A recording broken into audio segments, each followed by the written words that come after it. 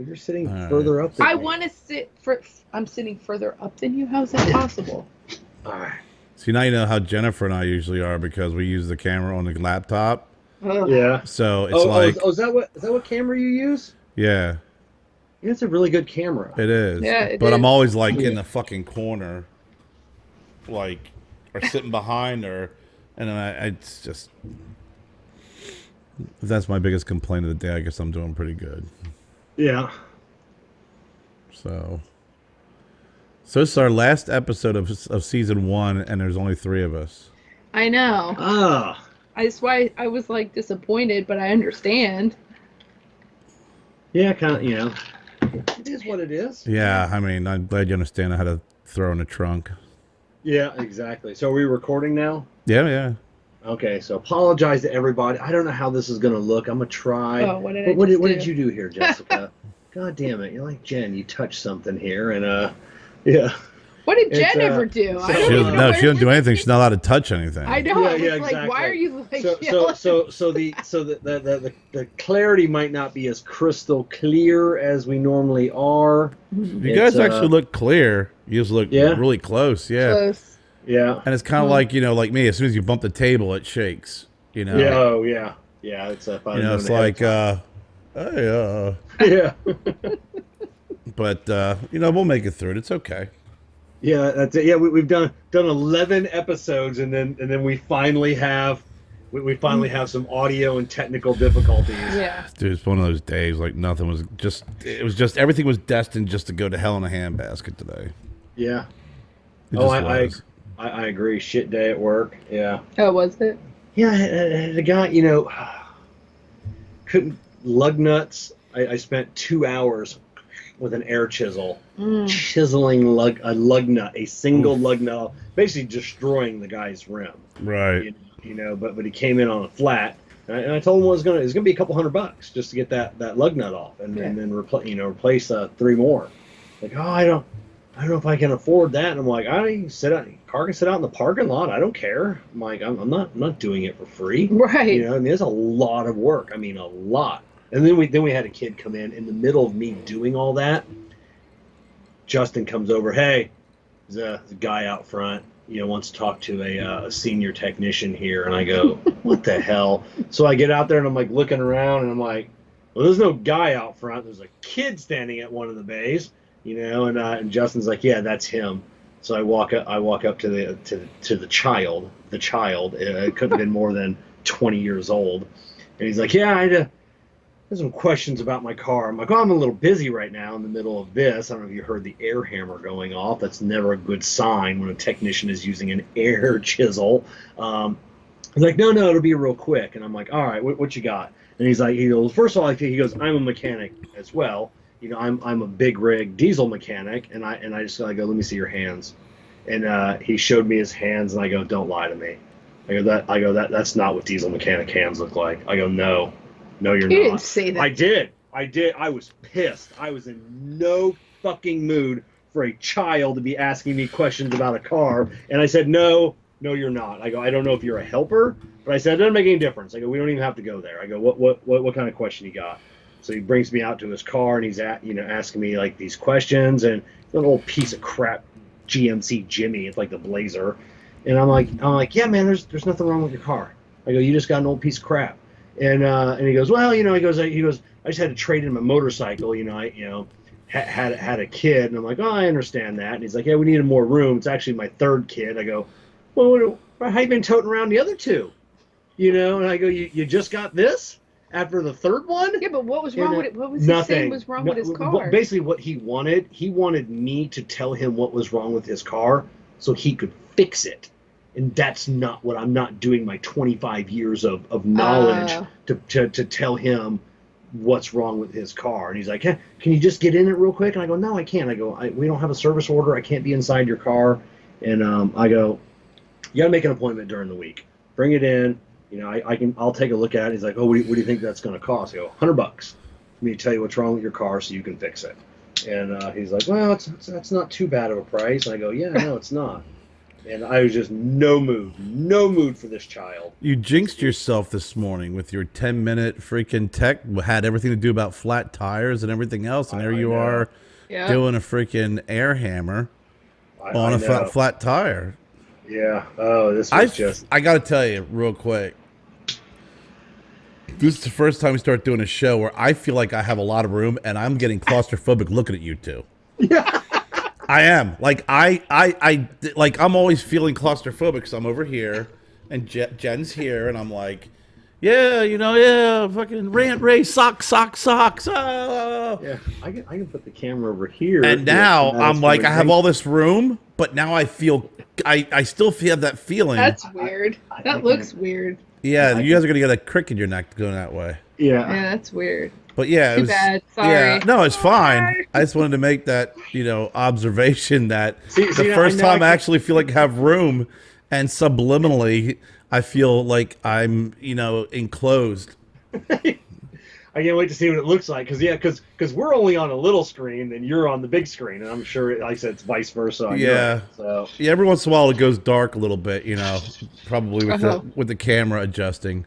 Oh, okay. I didn't know if that was just my computer. Okay, so it does. Yeah, so it's probably just trying to figure things out. But this is a podcast. People don't need to see us. Oh, this is true, but the folks who do see us. Yeah, they're used to shenanigans and everything else anyway. So exactly. Well, we gotta have to do our opening now with -1. Oh yeah, so we'll get that. I'm Kevin. I'm Jessie. I'm Carrie. And I'm Jen. And we are the Broadleaf Bullies. You see, we do it perfect without her. Oh. We talk. You listen. We are the Broadleaf Bullies. And here's your hosts, Kev, Kerr, Jessie, and Jen. I think that was perfect without her. Sorry, Jen. It was perfect without her. I mean, we were like on top of it. Bang, bang, bang. Yeah. Oh my gosh. We need to get a cardboard cutout of all of us, so if someone can't make it, we can still have or like a picture that I got a substitute. I got a sub. Yeah. There you go. Yeah. Is it still making noise? No. No. I don't know where the freaking. I think they hid that from me. I got in trouble, but yeah, she's feeling a lot better today. She is, thank God. I mean, Wednesday was a lot just crazy. Yeah. But we've been Wednesday allergies. Wednesday was crazy. Somebody hit the side of my car and took off.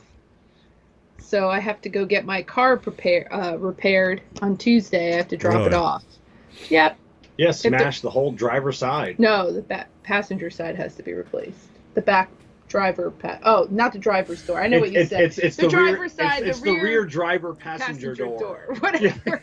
Whatever. Yeah. I don't know why I thought you said driver. I know what you meant. I did say it is a driver's side. It is the driver's side. It's the rear driver's side. Yeah. The rear. Yeah. Yeah. Bounced off my car and then I kept going. I got caught once at the eye doctor. There, some people don't know I'm blind in my right eye, and then I had like a new nurse, and she's like, "Oh, which eye are you blind in?" And I go, "Passenger side," and she's like, "What?" And I go, "Right side," And I referred to my own right side of my body as the passenger side. That's weird. Yeah. Good thing you weren't in England and said that. Yeah. So, speaking of England, Des, did Des got your package? Yeah. Okay, yeah, I couldn't remember. I thought Jen said that he got your package. Yeah, he did. So, his son got lots of candy. He got cigars. He was very happy. Nice. He did a really nice review on Amendola's Maturo. Yeah, I watched that this morning. Yeah. And then he was on the show on Thursday, and I hopped on last night with him for a little bit and just shot the shit with him. He's a nice guy.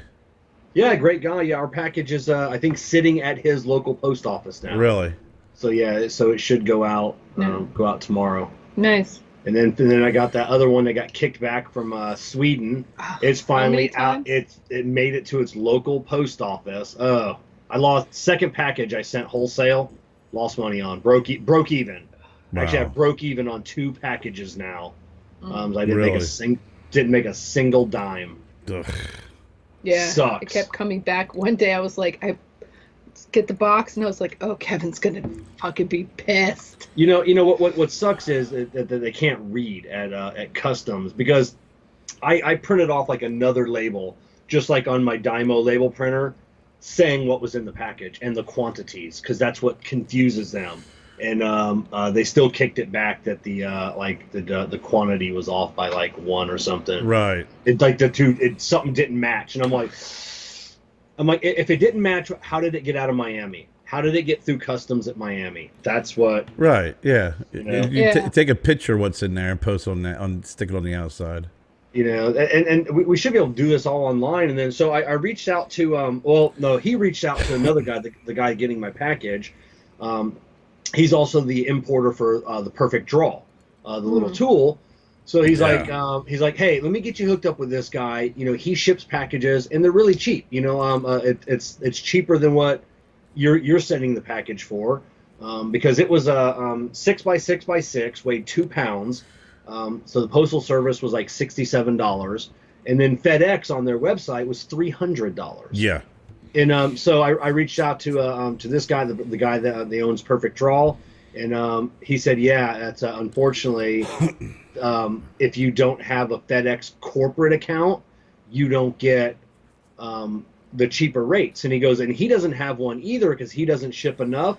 So what he found another company that a friend of his works at, and they allowed him to create a sub account for FedEx. Oh. So now he's got like a secondary account under the main account. Right. And because the main account ships so much overseas, they get the good shipping rates. Nice. So yeah, so that same $300. That's crazy. It's insane. We tried to ship our cigar rings to Nicaragua. Yeah. And it was like, it was like 22 pounds. I mean, it was a freaking decent sized box. And it was like $700. Yeah. But then we had, Chris, he's with all the shipping they do, he was able to create a label and it was like $100. Oh, okay. And that was it. But I mean, we tried everything under the sun, and it's just amazing what they charge for shipping. And I'm like, I mean, give me a break. I mean, several $100s to ship this stuff.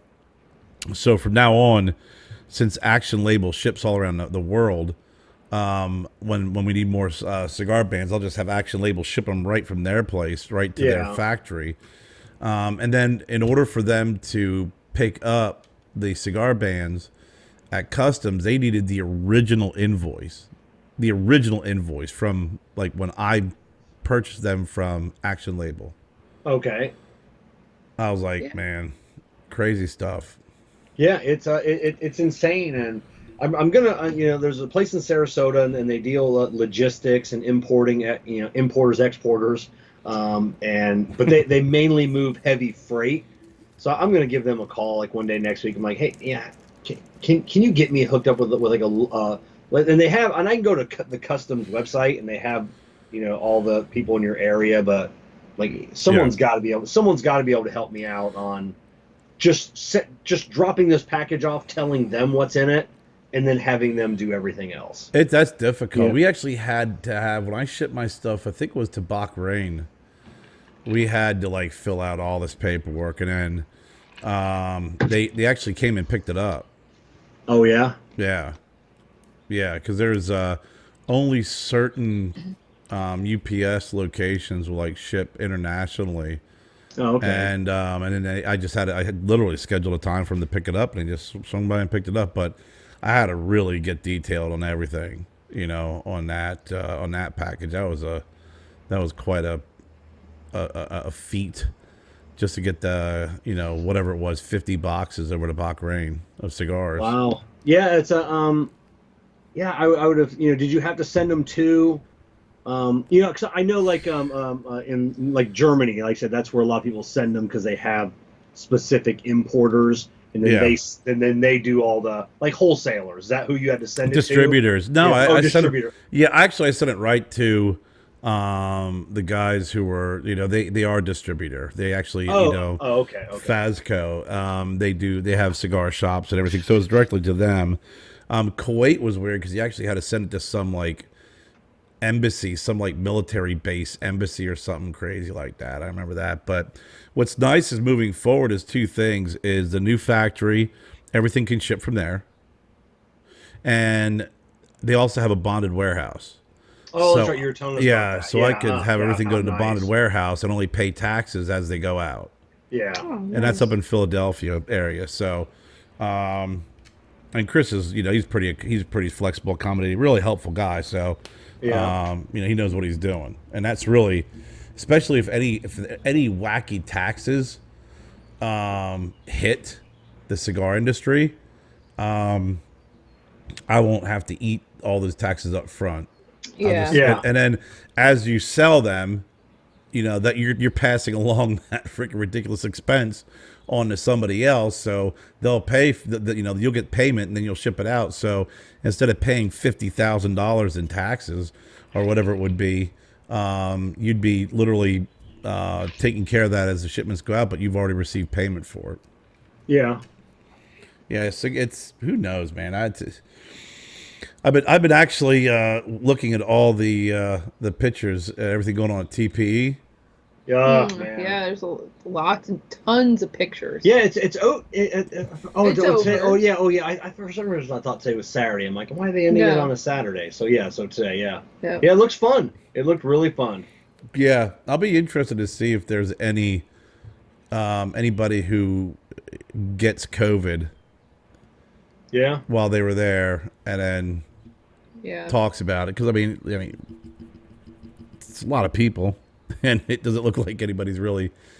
It didn't complying. look like anybody was social distancing. Or no, there was no. masks. Yeah, right. Yeah, it looked like the direct opposite of that, and I'm sure a lot of the people probably by now, most of them have probably been vaccinated, but it'll be pretty interesting to see, how that whole thing, shakes out, and I know a couple. Yeah, I saw a couple manufacturers. They weren't taking interviews unless you had your vaccination.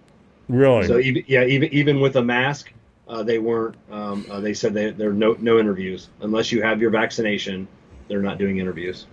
That's interesting. I saw a lot of the retailers and all the folks who I know, who I've called on, but then I see all the different cigar personalities there. Yeah, there was a lot. A lot of them. So, that was definitely interesting. When are you guys gonna go? I don't know. I wish I could have gone now. I look back and I'm like, damn it, I kicked myself in the ass. I should have went.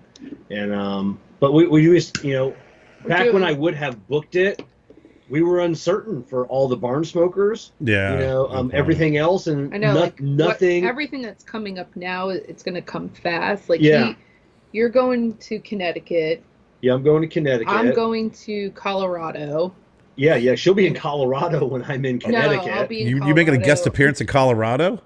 I'm going to a wedding for my friend. No, I'm talking cigar. Like, have you now transitioned from Jess to now you are a cigar personality, like one of the cigar women, a woman of the leaf? She better be. She better go out and find a lounge. No, I can't. I won't have time for that. Jess.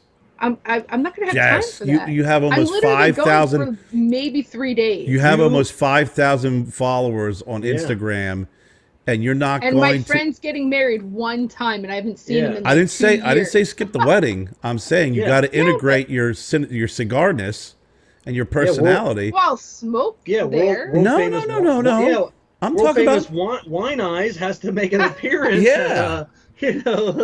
You have to listen. You see all the pictures of the girls.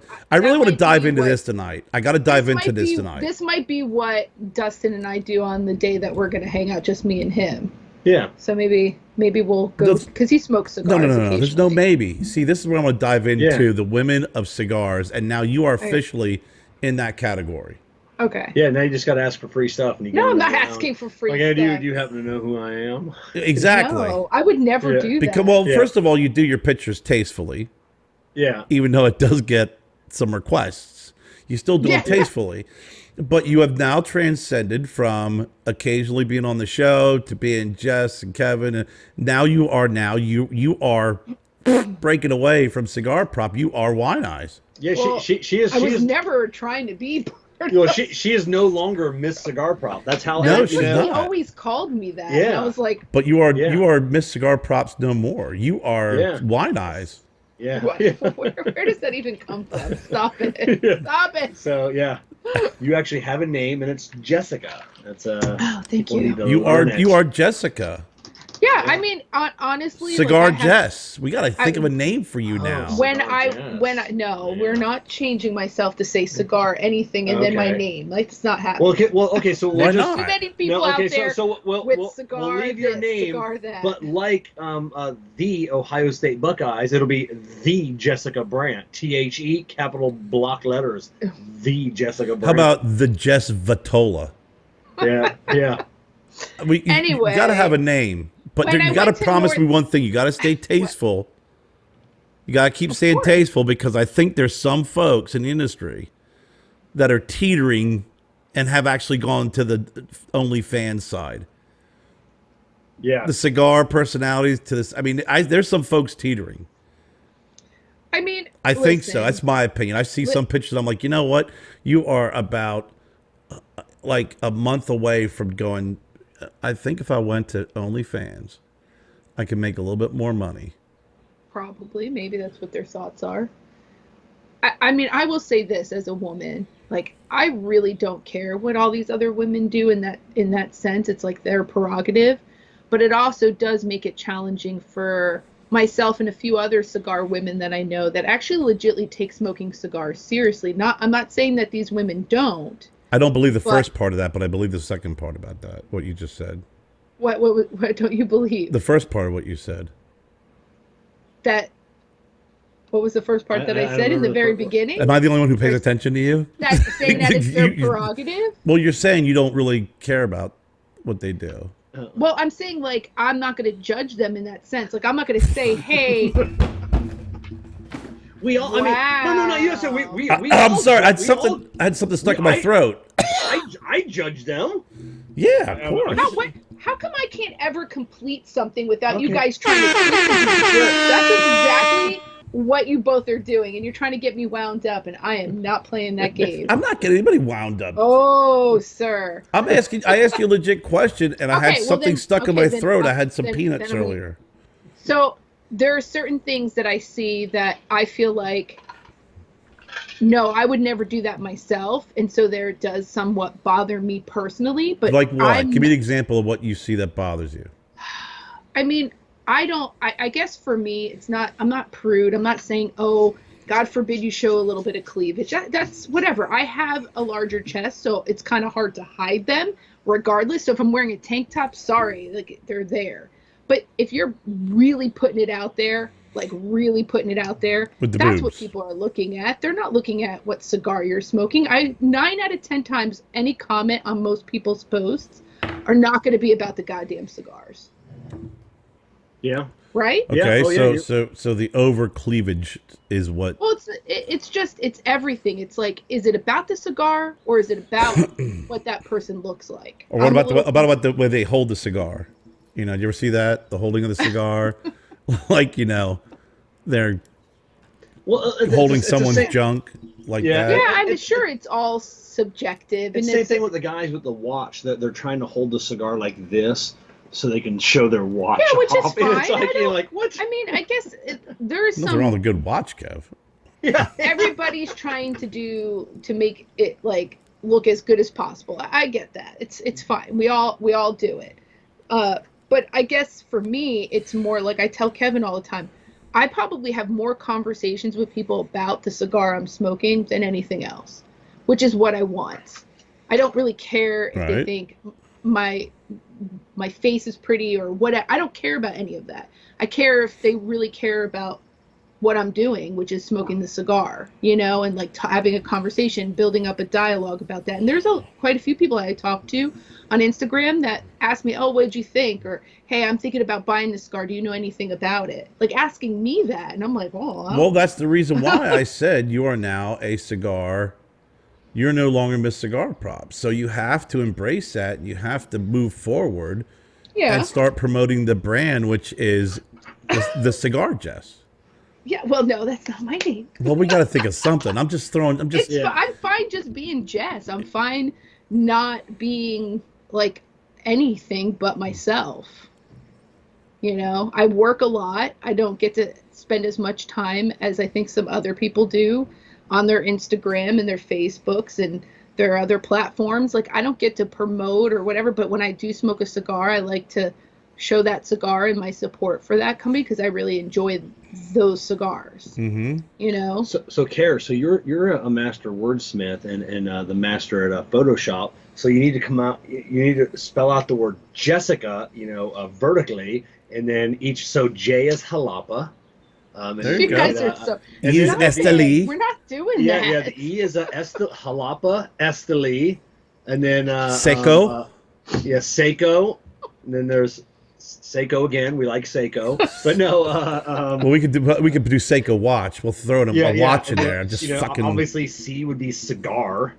So yeah, we gotta. With I. You missed. I mean, look, you missed an I and an A in there. Jessica. No, we're just gonna call you Jessica. Yeah, Jessica. Jessica. You didn't even say anything about the A. Yeah. A rapper.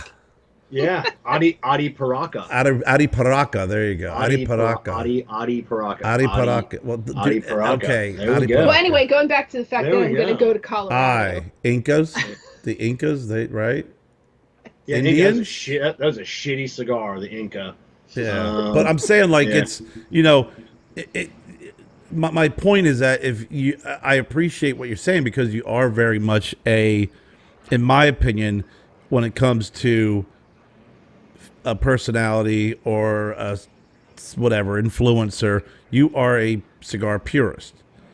Right. It's not about the skin. It's not about what you're wearing. It's not about what some folks really do play on. And again, I'm in the same camp you are. If that's what they do, that's fine. No harm, no foul. Right, absolutely. I mean, but if you're a purist, which you are, and you have people approaching you with what you think of a cigar, and they ask you about why you liked it, and so on and so forth, that means that you do have to take that, and with great power comes great responsibility, Jess.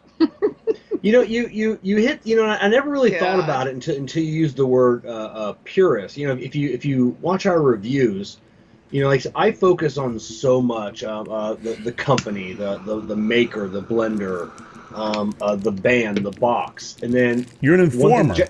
But one thing Jessica's always like, let's concentrate on the cigar. What are we getting? What are we? Let's concentrate on the tobacco. So you're right. I mean, she is the tobacco purist. It's all about that leaf, that rolled up bundle of leaves is what it's about. If anyone's going to get insulted that you don't know exactly from what factory it came from, what wrapper it was rolled with, how long it had been aged, and blah. I'm just saying that fine, that's great. That's their job. My job is to smoke them because I enjoy them.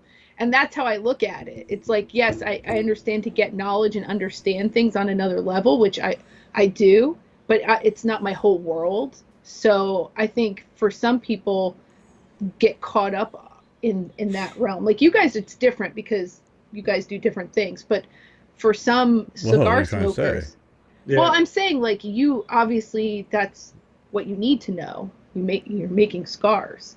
So you should know where your cigars are coming from and all of that stuff. I don't make a cigar, so I guess for me to concentrate on all those little details, like that wouldn't be me. Yeah, but there's some people though who know a lot. There's some people that literally can rattle off every single thing everything, and make a shitty cigar. Right. And there's people that can rattle off stuff and really will smoke. Will not be honest about what they're smoking. Okay. Right. I mean, it's like there's book smart and street smart. I mean, there's people that can sit there and tell you the region and area, the tobacco, when it comes off the top and the bottom, and they're bigger and smaller in the sun, and and then when you smell it and you put a cigar to it and see how it smokes, that's all shit's great. And then you smoke a cigar, you're like, wow. I mean, you figure you'd put something together a little bit better if you knew all that shit, right? But and then there's a lot of other people that will talk about all that good stuff, right?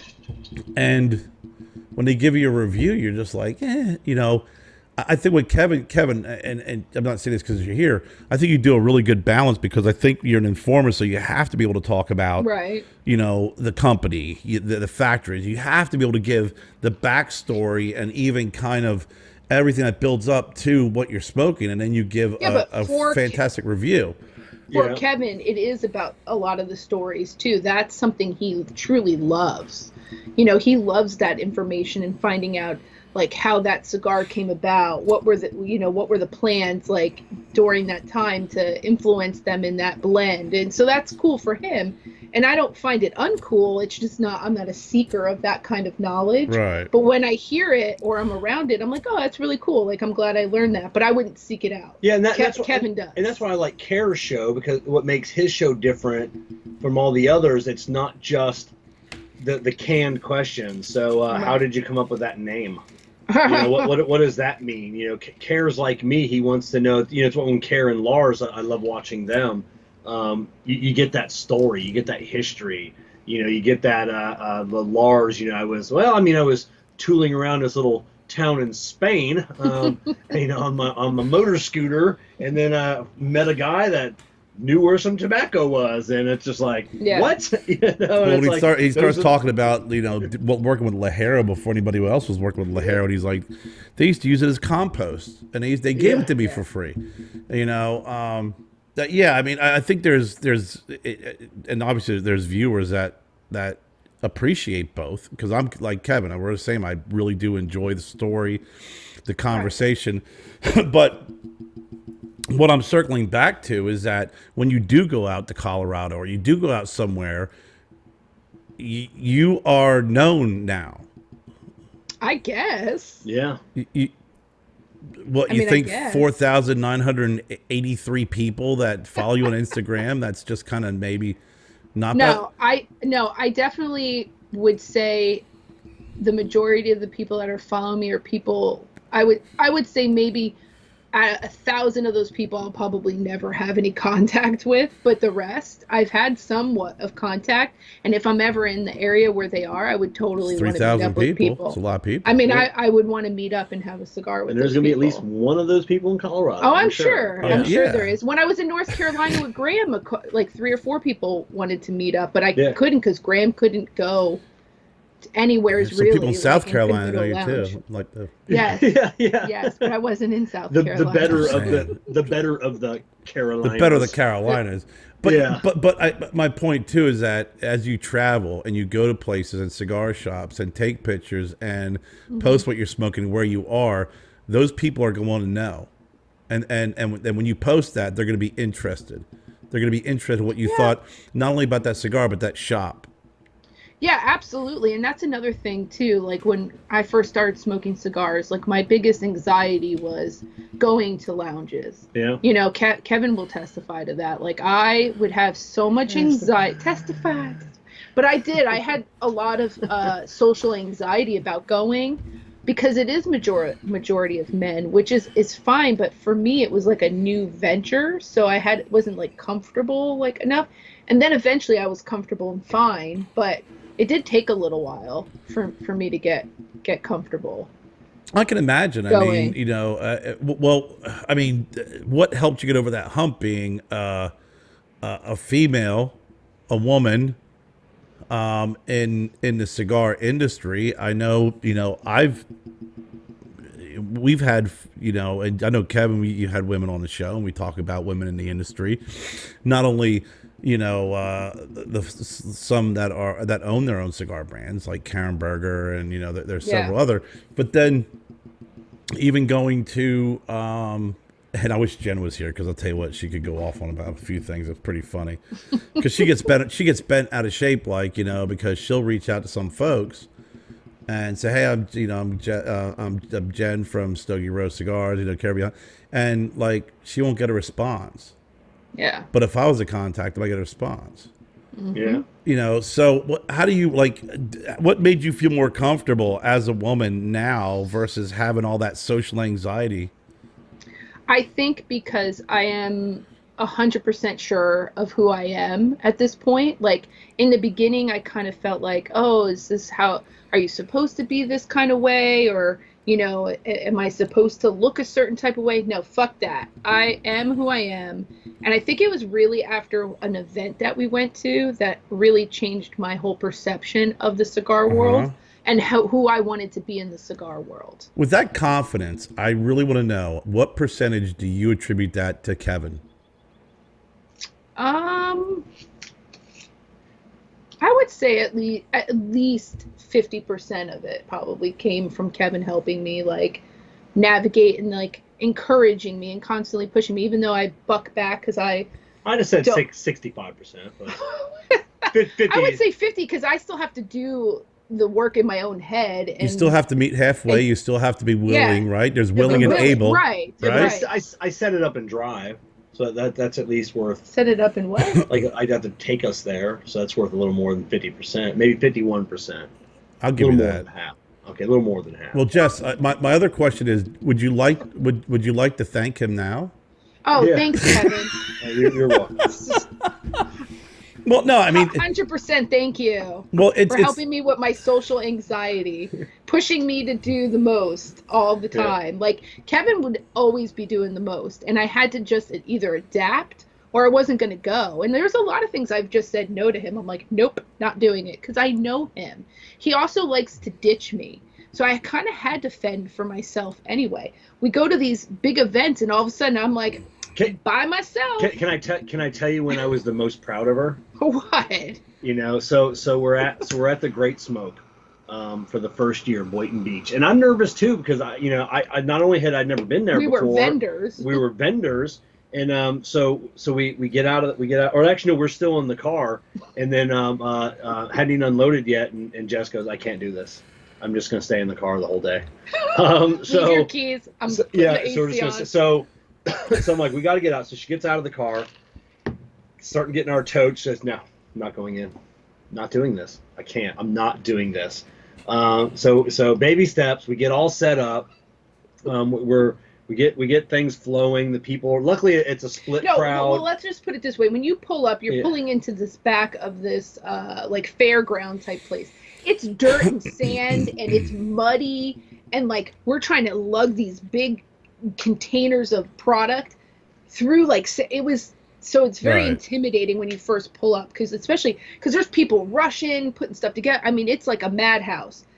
So that's my first experience. Yeah. I'm like, what the hell is this? So we get a little bit of a lull, and I wanted to go out and say hi to Pete Johnson. I hadn't seen. No, he wanted to get in line to get his cigars. No. So I wanted to go see Pete. I hadn't seen Pete in 2 years. And it was exciting because it was cool. He was all happy to see me. So I spend a little bit more time talking with Pete than I probably should have. And then so at one point I'm like, oh crap, Jessica's like by herself.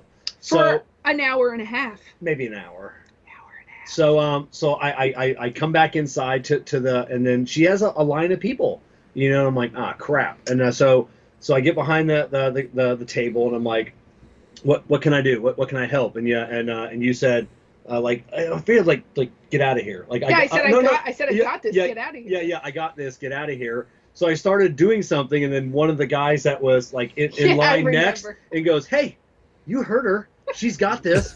Get out of here." And then I'm like, "Oh my god!" Yeah, it was so awesome. That you're proud of me, but I had been doing retail by that point for 8 years. So if I can't make sales and like make change and all that stuff, I shouldn't be a store manager of a retail store. But the man just complimented you though, Jess. He just said he's proud of you because honestly, it sounds like you doubted yourself because a couple hours prior, you didn't want to get out of the car. You were just sitting in the car. Exactly. I didn't know anybody. So now that he says, seeing you behind the table saying, "Hey, get out of here! I got this." That's why he was proud of you. Bask in that moment. That's a beautiful thing.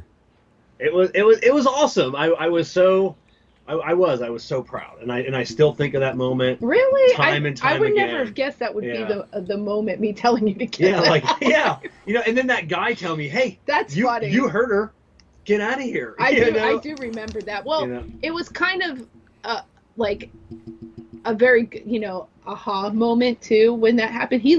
I was sweating. I was like drenched in sweat. It was kind of warm in there, and he just ditched me, and I was like, that was one of my fears. Another reason why I didn't want to get out of the car. I was like, he is just going to leave me stranded. And we had practiced kind of at other places, like to do the vending stuff. But this was like our first real gig as cigar prop. And he left me. And you know what? It was like throwing a kid in the deep end of the pool and learning to swim and being proud. It was for. I mean, if I'm gonna ditch you, I couldn't even say that without laughing. I mean, at least I ditched you for Pete Johnson. True. True. Yeah. I mean, I guess. Good so. point. But I will say that the Great Smoke, even then, has always been one of my favorite events to go to. It was just fun. It was cool, and I think the booths around us made me feel comfortable too. They were really cool people. Like we just had always a good experience there, which. If I never got out of the car, I would have never experienced that. And then even the last one was cool when you were inside and then I was outside getting some air, and Steve Saka walked around the corner and was like, I'm like, hey, Steve's like, hey, Kevin, and like the first thing he said was like, where's Jess? And I'm like, I love that. It's like because Steve tolerates me.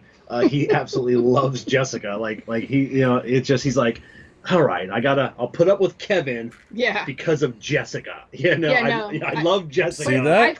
I've come accustomed to Kevin leaving me like wherever we go. He does. We walk in and then he's half the time when we're walking into a place. I mean, he's like 10 steps ahead of me anyway. He's like excited like a little kid. Well, Kerr knows you got to split the room. You got to divide and conquer. Jess, you take. That's how you got to do it, man. What? Yeah, I find a corner, and then that's kind of where I live. Yeah. See, not anymore now. I still do that. You can't though. We just have. Can't. It all goes back to those almost 5,000 followers. You are a name. You are someone that people want to know what you're smoking. Okay. And it's no longer go sit in a corner. It is divide and conquer. Actually, they're not even divide and conquer. Now it's like, hey, Kev. You go do your cigar prop thing. I'm going to go do cigar Jess thing, and that'll be the end of it. You want to know something, though? I will say about some of the influencers, women influencers are out there. I mean, kudos to them. They have some really great self-confidence that I don't have that kind of confidence. I mean, they put themselves out there, the good, the bad, the ugly. I kind of just try to stay in my lane and just like stick to what I know. They'll put themselves out there, so I have to give them props for that. I don't know that I could do that. Anybody does that, you have to, yeah. No, I mean they do put them. Some of the women I've seen, like I'm like, wow, like I don't think I could ever do that. As much as I'm like, maybe they shouldn't have done that, but they did it, and that's cool because they pushed their boundaries for themselves, and then they'll just get that much more better as time goes on. I assume, But I just don't. There's certain things I cannot do, or I just won't do, and I had to be okay. How do you with get that. better at posing half naked with a cigar? I mean, there's a couple. I'm just saying. I think that's a legit. No, question. There's a couple people out there that's who they are, though. They're not trying to pretend they're okay with their bodies, and I'm okay with that. Like, legitly okay with some of those women who've been doing it forever. Like, this is just who they are. Like, they don't mind showing themselves like in that manner, which is good. But then there's some that are doing it only because that is how they're getting the attention. That's how they're becoming. Do you see what I'm saying as far as the difference? Nope. Okay. Do you understand what I'm saying? Yeah. Like there are women out there that have always been comfortable. What? No, you don't understand. Yeah, I understand where you're coming from. Can you say it in a different way where Kerr can understand? Because I don't think what I'm saying is. Like, I'm not trying to be dick. Like I don't really. You're saying that in one breath. There's people who are doing it because that's who they are and that's how they do it. Naturally, that's who they've been this whole time, though. Yeah, like they're just rocking it, and then there's the other women that are just they're just making. I hate to say making money off their bodies, but Yeah, like, essentially, it's what they're doing. But Well, how's that different than how's too. that different from the other group that is rocking it? But It's not different. I'm just saying. I think naked's naked or partially naked. Okay, naked. well, like I said, they can do whatever they want. I'm not saying they can't. I'm just I know trying to you're understand. not saying that. I feel like what I'm trying to say is not coming off. I know, because your camera correctly. keeps shaking even more now. Oh, sorry. Well, that's because my elbow was on there. Just like she starts getting angry, but it's like, yeah, Carrie, well, you don't understand what the hell I'm saying, Carrie. Well, I think it's important that yes, there is no difference. You're absolutely right. I'm not gonna say I can't put them in two separate categories. They're both all doing the same thing, right? No matter what. But I feel like genuinely there are women who aren't doing it because they're like, hey, I want to do this for money. They do it because this is who they are. They're comfortable in their bodies, and they're showing their everyday, like it's an everyday occurrence for them. Like this is who I am all the time. It's not just for the camera. Does that make sense? There are some who are just doing it for the camera, and there's some who just live that lifestyle. It would be like, it's just that them putting on a different, like an influencer of any, that's not the real person you meet in real life. They're putting on this costume, this facade. That's not who they, not who they are. Like some of these other women, if you went to their house on a Tuesday afternoon, they would look exactly like that. They would look that, not just, like naked smoking a cigar on their couch. Yeah, that's perfect. Carrie's like, and who are these women, by the way? Yeah, I like Jess. Jess, my next question is, could you please send a list of the women that are like that naturally? After we're off the air, I'll tell you a couple. And then with that being said, I would also like the list of the women that only get naked on the weekends for a photo. Yeah, I would like that list as well. And we're doing it for free cigars because I have a shipment coming in June. Yes. But does that make sense to you at all, Kerr, that there are people who are okay? I mean, yes, wholeheartedly. No, it doesn't make sense to you. It makes sense to me. Yeah. Are you just saying that? So you're just what are you guys smoking? He's totally just saying that. So they're Wilford Brimley during the day, or not Wilford, whoever Ronald McDonald, and then Ronald McDonald at night. Are you trying to say like there's some that have pictures of themselves just, whether they're partially clothed or just doing something sexy, and then there's others that have pictures of themselves doing something sexy, and then when you swipe, it's a picture of them and their kid, or them like getting groceries. Yeah, sure. Well, I'm trying to put some context to it, like that, okay, because that's what that's what I'm envisioning in my head. Yes, I've seen women who dress a little bit sexier or have a little bit more sex appeal, still live that lifestyle every day with their family. That's who they are. Mm-hmm. Like that's just they embrace that part of themselves, which is awesome. Like that, that they feel that confident and comfortable with themselves to be that way all the time. And then there are women who are only doing it because it gets them the attention at that moment. So we don't know anything. We will never see a picture of their husband because they don't want people to know they're married. Right. Because that would hurt their image, which is strictly for whatever they're promoting. Oh my God! So she's married, so that I don't have a chance. Well, you didn't have a chance to begin with. Yeah. So, but now Oh, she's got a kid. I can't look at her because now she's a mom. But then there are people who keep some of their stuff just business, and then once you get. And then they also have their private. I do that. I mean, I don't get naked totally or anything, fine. but I mean, thank God. But I don't think these people are getting fully naked. I mean, wearing a bikini is not fully naked. I know. I'm just joking around. Yeah, about I know that, you are. I wear a bikini. But I legitimately know of a few women in the cigar industry that are who they are online is who they are in person, and that I'm okay with. And at first, I mean, if you be yourself, be yourself. I mean, I'm fine with that. And though that I might not particularly like, all of that, like showing the skin stuff, I would never be like, hey, you can't do that or you shouldn't do that. Like, rock it if you can. I'm not doing it. I don't feel comfortable. I don't feel confident doing that. Like, ask Kevin one day, I was like, is this too much cleavage? He goes, how could you? He goes, you're just going to wear T-shirts for the rest of your life and sweat to death? Like, you're not going to wear a tank top? Right. So I finally just started taking pictures of me wearing a tank top, but I even feel like that's too much. It's too much. Well, that's for your personality. That's for you. Like there's... for me, right. But I don't tell anybody that they can't do Well, what they're no, doing. because I used to say this, and I still do, but Right. Drita Hyde is out of North Carolina, and she does ambassador stuff. She did Okay. calendars, pictures, and I got a chance to know Drita, hang out with her, smoke some cigars. One of the nicest, just incredibly awesome person, great family, and her pictures are very sexy and tasteful. Nice. And I dig that. That's kind of like, she's just regular, person. You sit down, shoot the shit with her. But when she goes and she does her modeling, she takes some incredibly sexy but very tasteful pictures. Right. And she is a cigar smoker. She is not someone that will just hold a cigar that's not lit or have someone else's, you hand her a cigar. She's a serious smoker. No, that's how I feel about this girl named woman named Cigar Liz. I'm obsessed with her pictures.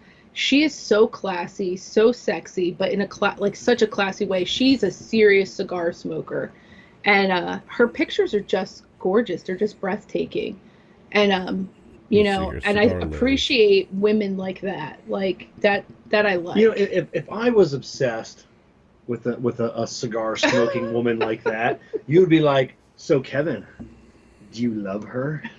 Do you have little conversations on Instagram with her? Would I? Do you, Kevin? Is she on Facebook or Instagram? Instagram. Cigar Liz? Yeah, let me I don't see a Cigar Liz. Let me make sure that that's her thing. I could be. What are you guys smoking tonight? I thought you were smoking Bahama Mamas earlier. Yeah, that's what we're smoking. Yeah, I'm smoking the Bardstown blend. It's Remarkable with an _ Liz, Liz. But Remarkable with a K. Yes, with a K. As opposed to a C?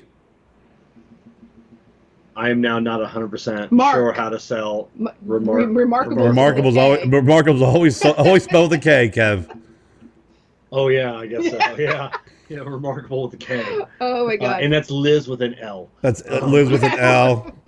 Oh yeah, there you go. There's good pictures. She's beautiful. Yeah. And just very tasteful in everything she does. They're just very elegant in my opinion. Well, you see, that's what I'm saying. It's tasteful. It's nice. And she's got curves. She's not some toothpick model. She's got voluptuous everything, but she wears it well. Everything she wears is very tasteful, and I just enjoy watching. And then I like watching what she smokes and stuff, because she smokes some freaking pretty epic cigars. So yeah, if you check out Drita is Elegant Plume.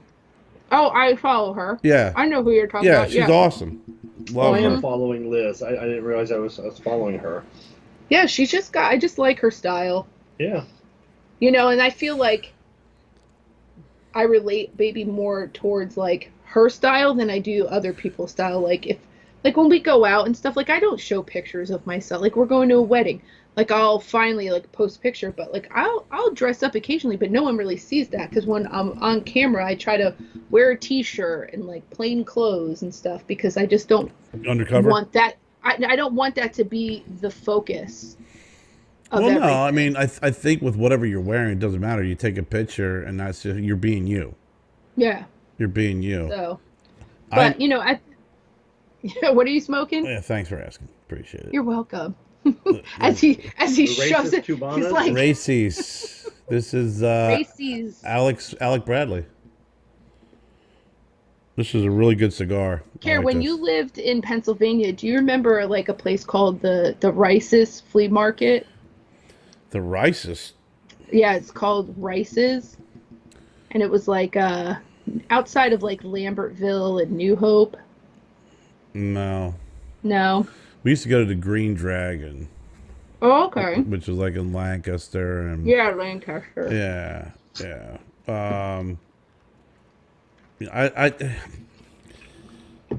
I spent some time in that area, but not a lot. I mean, most of my time was Reading, Pennsylvania. I lived there for several years.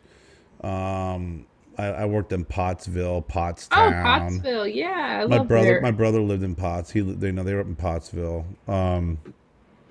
I worked in Pottstown. That's cool.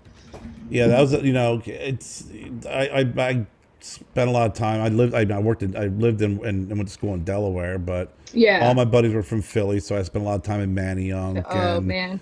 north God, of South Philly, Street. South Street. South Street is where it was at for Man, me as a kid. I tell you what, I'll never forget. And I lived in Pittsburgh for 5 years, Okay.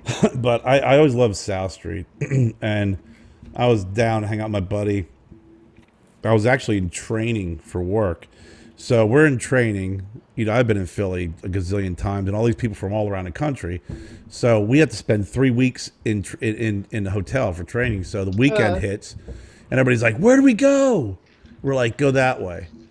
And they're like, "Okay." So they all go that way, and me and my buddy go this way. You know, because we know where we're going. And we end up going. We went to a bar called Mako's on South Street. We walk in. It's a lesbian couple sitting there. 4 pagan motorcycle, guys there. Their leader just got shot. The head of the pagans just got shot like a couple days prior. Go upstairs. There's a gay couple. There's a regular dressed up couple, and then there's a guy with a Bible at the pool table preaching. Sounds about right. That's Philly. That's Philly. Yeah. It is. That's South Street. That I mean, and it was like we went downstairs. I got shots for the pagan guys. I'm like, sorry about your leader. My buddy's like, don't do it, you're gonna get us killed. I'm like, no, man. No. Peace. And they're like, thanks, man. Went upstairs and I played pool against the guy who was preaching.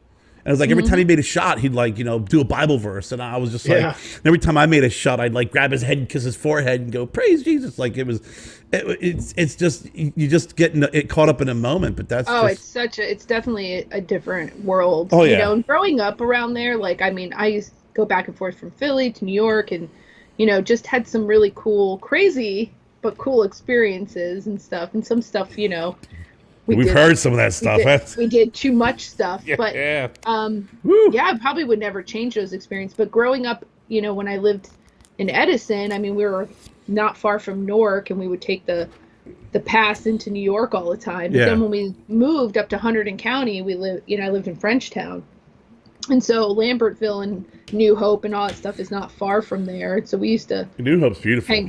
I love New Hope, and that's how Kevin met. We met Craig and Jennifer Vanderslice for the first time, like in person.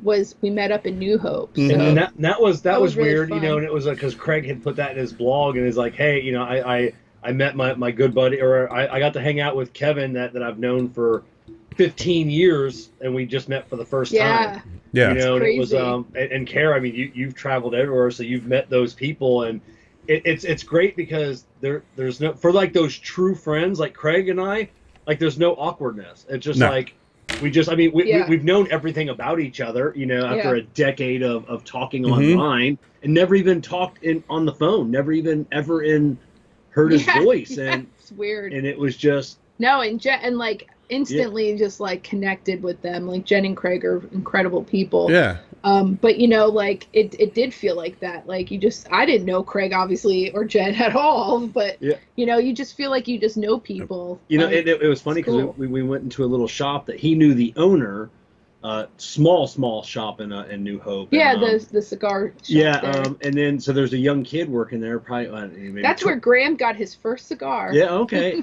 So the kid's like in his mid-20s, and then so Craig and I are in the humidor, and the kid's kind of like trying to, and Craig was so kind, trying to like school Craig, like, listen, old man, what would you, and I want to be like, tell him who you are. No, tell him who you are. But that's You're definitely cigar not Craig. Fucking Craig. But what though? He just has such a just nice, easy grace, and tone about him. He's just like, he goes with the flow. He lets people be people, and that's awesome. My first experience with him was he actually won a Viajante on our show. Oh, we put his name in, and he won a Viajante. I contacted him. And he sent a message back. He goes, hey, man, I really appreciate it. I get a lot of stuff for free, and I appreciate it, but why don't you just go ahead and draw someone else's name and give it to them? And he was very nice about it. It wasn't like, you know, hey, I'm Craig Vanderslice, you know, fucking, what do you? He just said, look, I get a lot of free stuff, and he also, I mean, he made a comment, I can't remember, you might have to go back and read, like, I normally don't like to take, you know, XYZ, you know, on these things, so just, you know, draw someone else's name and just, you know, give it to someone else. I appreciate it. That's awesome. And I thought that was pretty cool. I mean, Yeah. you know, because there's some folks out there that literally would take it and hang it in a freaking closet with like 50,000 other free stuff that they got. I know. You know that they're I can't even imagine after 30 years of doing this how many shirts and hats, hoarding how much stuff he gets. Yeah. I mean, the fact that if you ever, his wife did a coffee table with all these bands, but she did it with like where it was like circles, so it went out, so she had to match the bands. He had enough. She had enough to do a coffee table, and probably a million more to go along with it. But it came out so friggin' cool. Yeah, that's amazing. That's a lot of bands of the same I remember cigar. like the very first project, cigar band project I did, and I only had like a dozen bands, so I had to reach out online. I'm like, hey, has anybody got some like a handful of like random bands they could send me? And Craig's like, yeah, I think I can get you a few. So he sent me like just a mailer full of them. I think Sniper Dave gave you some too. And now it's just like, can someone ask me that question? You know, it's, I had a buddy of mine who did that. I still have my first project I did, you know, and it was really small. And the same thing. I was like, I got to smoke more cigars. I need like 5 more bands. And then now I had a buddy of mine. He's like, hey, my daughter and I are doing a project and we can use some more bands. And I'm like, how would 5 bags, like grocery bags, be? That's perfect. So I had them in the trunk. Oh my God. And I mean, I've done a couple of cigar, you know, band things, and they're a lot of fun to do it. It's funny you were talking about getting to know people, because Kevin, I think the first time I actually met you was when you came up here for my birthday, right? Yeah, in person. In person. And that was like, I think I probably was in shock for the first 30 minutes. That's pretty much how Jen described it. She's like, I don't think he like registered who it was. It didn't. At first. I was on a conference call. Phone. I was on a conference call, and I'm like, the fucking Macho Man's here. I was like Bones for a minute. I'm like, the Macho Man's here. He's been dead for 3 years. Yeah. Did I die? Did I die? During this conference call? Yeah. God? Yeah, What is this? Trust me, that conference call probably felt like I died. No, it's Iowa. But what was pretty cool about that was, you know, after all that happened, you know, you and I hung out. And it was like, at least I could speak for myself. It just felt like it was like, hey, my old friend I've known for a long time just was in town and came to visit. No, it's, you know, never skipped a beat. You know, just, you know, great, comfortable level. You're hanging out. I was actually telling someone a story about us doing the show that night. That it was like after several drinks later, Kevin and I decided to go live, and I dressed like the Macho Man, and Jennifer was just like, man, that was just freaking rip-roaring hilarious. You guys were just so natural and comfortable with one another, going back and forth. And I was like, yeah, it's like, it's good to have, you know, friends like that, that commonality. It just is.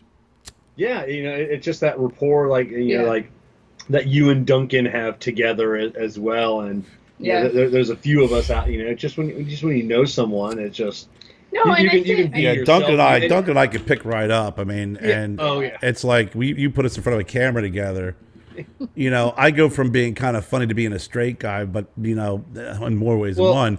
But but I mean, we've known each other for years and started doing a show together. It's just it's just so easy. It comes natural. Yeah, that's awesome. But it's not like that with everybody. I mean, Kevin, you know that. You've done interviews. I've done interviews where it's like you're trying to like have a good rapport and good conversation. Like, man, and you started like I started at 7:30. And I'm like, okay, and I'm like 7:45. Like it felt like an hour, and it's only 15 minutes. Oh yeah, you know, and I love the.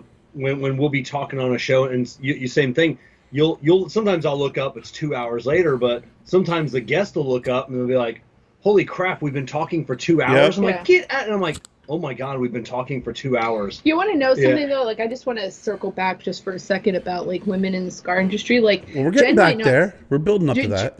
Jen doesn't smoke cigars, but Jen is definitely in the cigar community and in the business. I mean, she does a lot behind the scenes, and there, believe it or not, there is a lot of women who do that get like no, like they people don't realize like some of these manufacturers or cigar promoters or whoever are actually married or involved with women who are behind the scenes. They might not smoke cigars, but shit, Jen knows a shit ton about a shit ton of stuff. Well, the one thing And- is when I said thank Kevin, right? You know, Yeah. but I thank Jen because she does Yeah. a lot of work. Right. She does a lot of the marketing. She does a lot of the freaking creative shit. Oh man, I mean, just even for you, but like even for us for stuff, like she's like real quick and she's like, oh, this would be cool, this would be cool. And I'm like, man, her mind is just on it. That's like a sure talent that she has. She gets that from me. Awesome. She gets that from me. 60%. 60%. No, that's like 80%. Being able to look shit up 80%. quickly. No, she is. I mean, it's kind of funny, but I mean, she does such a great job, and I can understand her frustration when she does reach out to people and they don't contact her. Yeah, And here's what I can told her. imagine. I said, look, here's the deal. Here's the way I look at it. You're trying to give them business. Yes. I said, I am not going to step in and contact them because they won't talk to you. If they won't talk to you, then they're not talking to us. Yeah. Right. And if they don't want to do business with us, then we'll find someone else that will do business with us. And it's inevitable that you always will find someone else. And it's inevitable that the product that you get is just as good, if not better.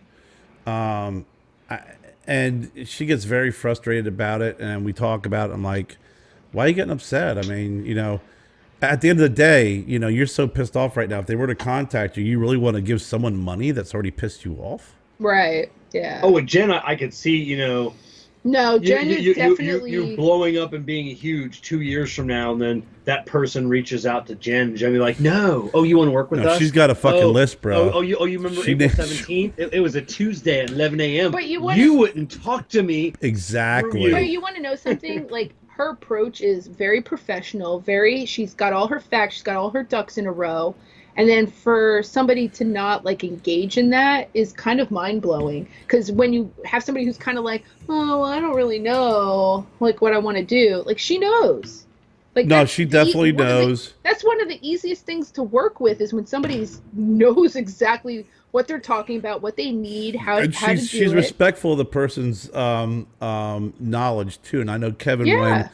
when she reached out to you to make the different things, you know, for me, you know, I know that she's like, hey, here's my idea. Here's what I want. What can you do?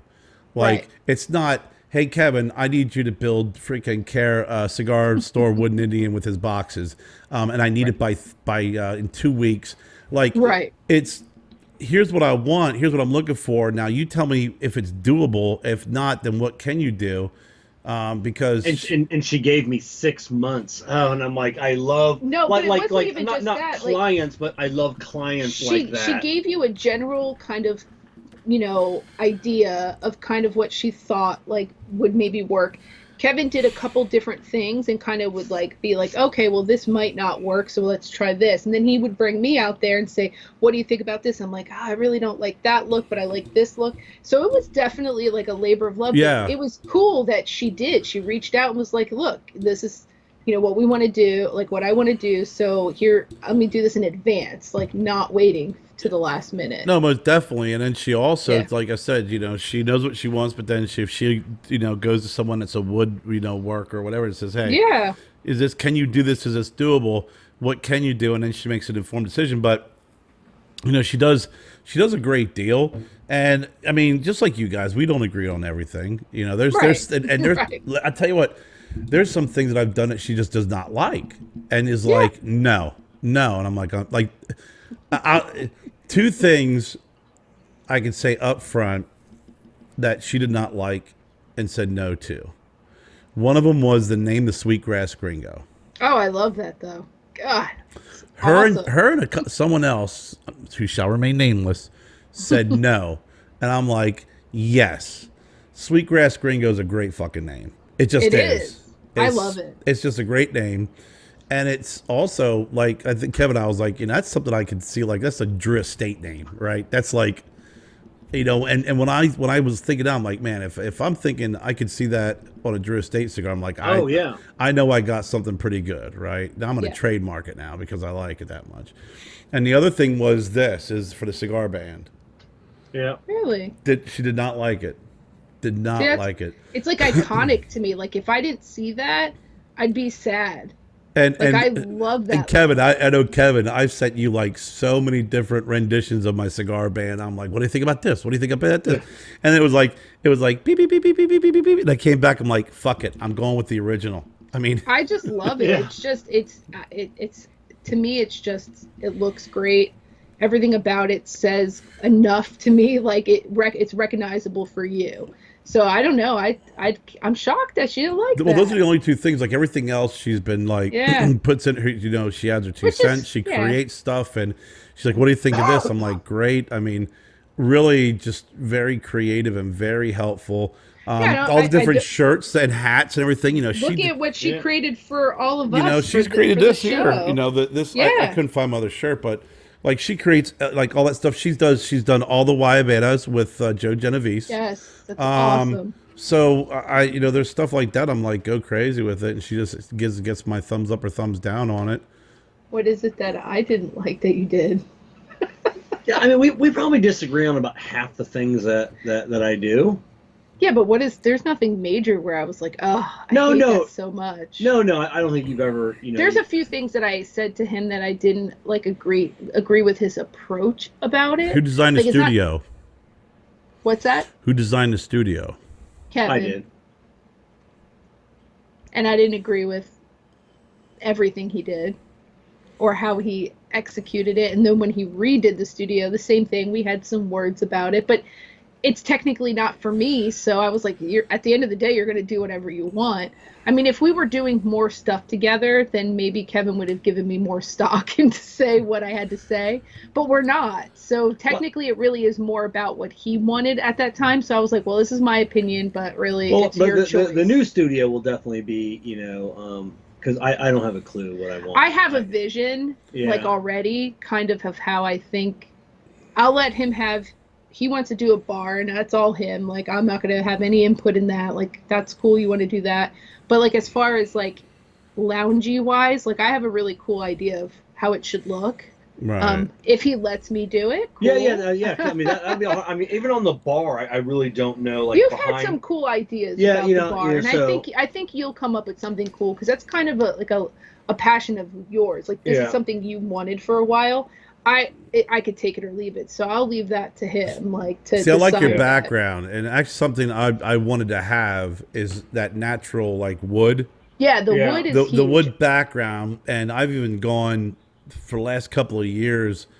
We go to the different wood salvaging places, and looking at stuff, and just nothing's really kind of grabbed me, and it's kind of like, I love that look because when you put it together, I was like, man, that's now, the remodel of it is beautiful. It really is. It really is. And the lighting, everything. Yeah, when I met Kevin, he was all about like metal, and I'm all about the wood. Like I am a collector of like I have like so many old apple crates. I just love like barn wood. I just think it's beautiful. Right. He likes like industrial metal and like creating like the steampunk stuff. So we've just kind of morphed our loves together. Yeah. And I kind of got him on the bandwagon a little bit with the wood because when he chose that, I was like, wow, I was actually surprised.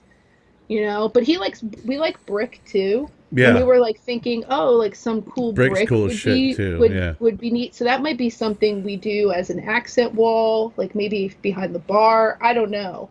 There's so many different things because now we don't have like a timeline. Like we don't have to be rushed to like be sleeping in that room. It's not like when we did the addition for our bedroom. Like we wanted to get in and get it done. Here we have all the time in the world to set it up and make it the way we really want it to. Well, that's why I like That's why I like Dez's place. The cigar cabinet. I've always loved wooden cabins. Our log homes. I've always loved that look and that style.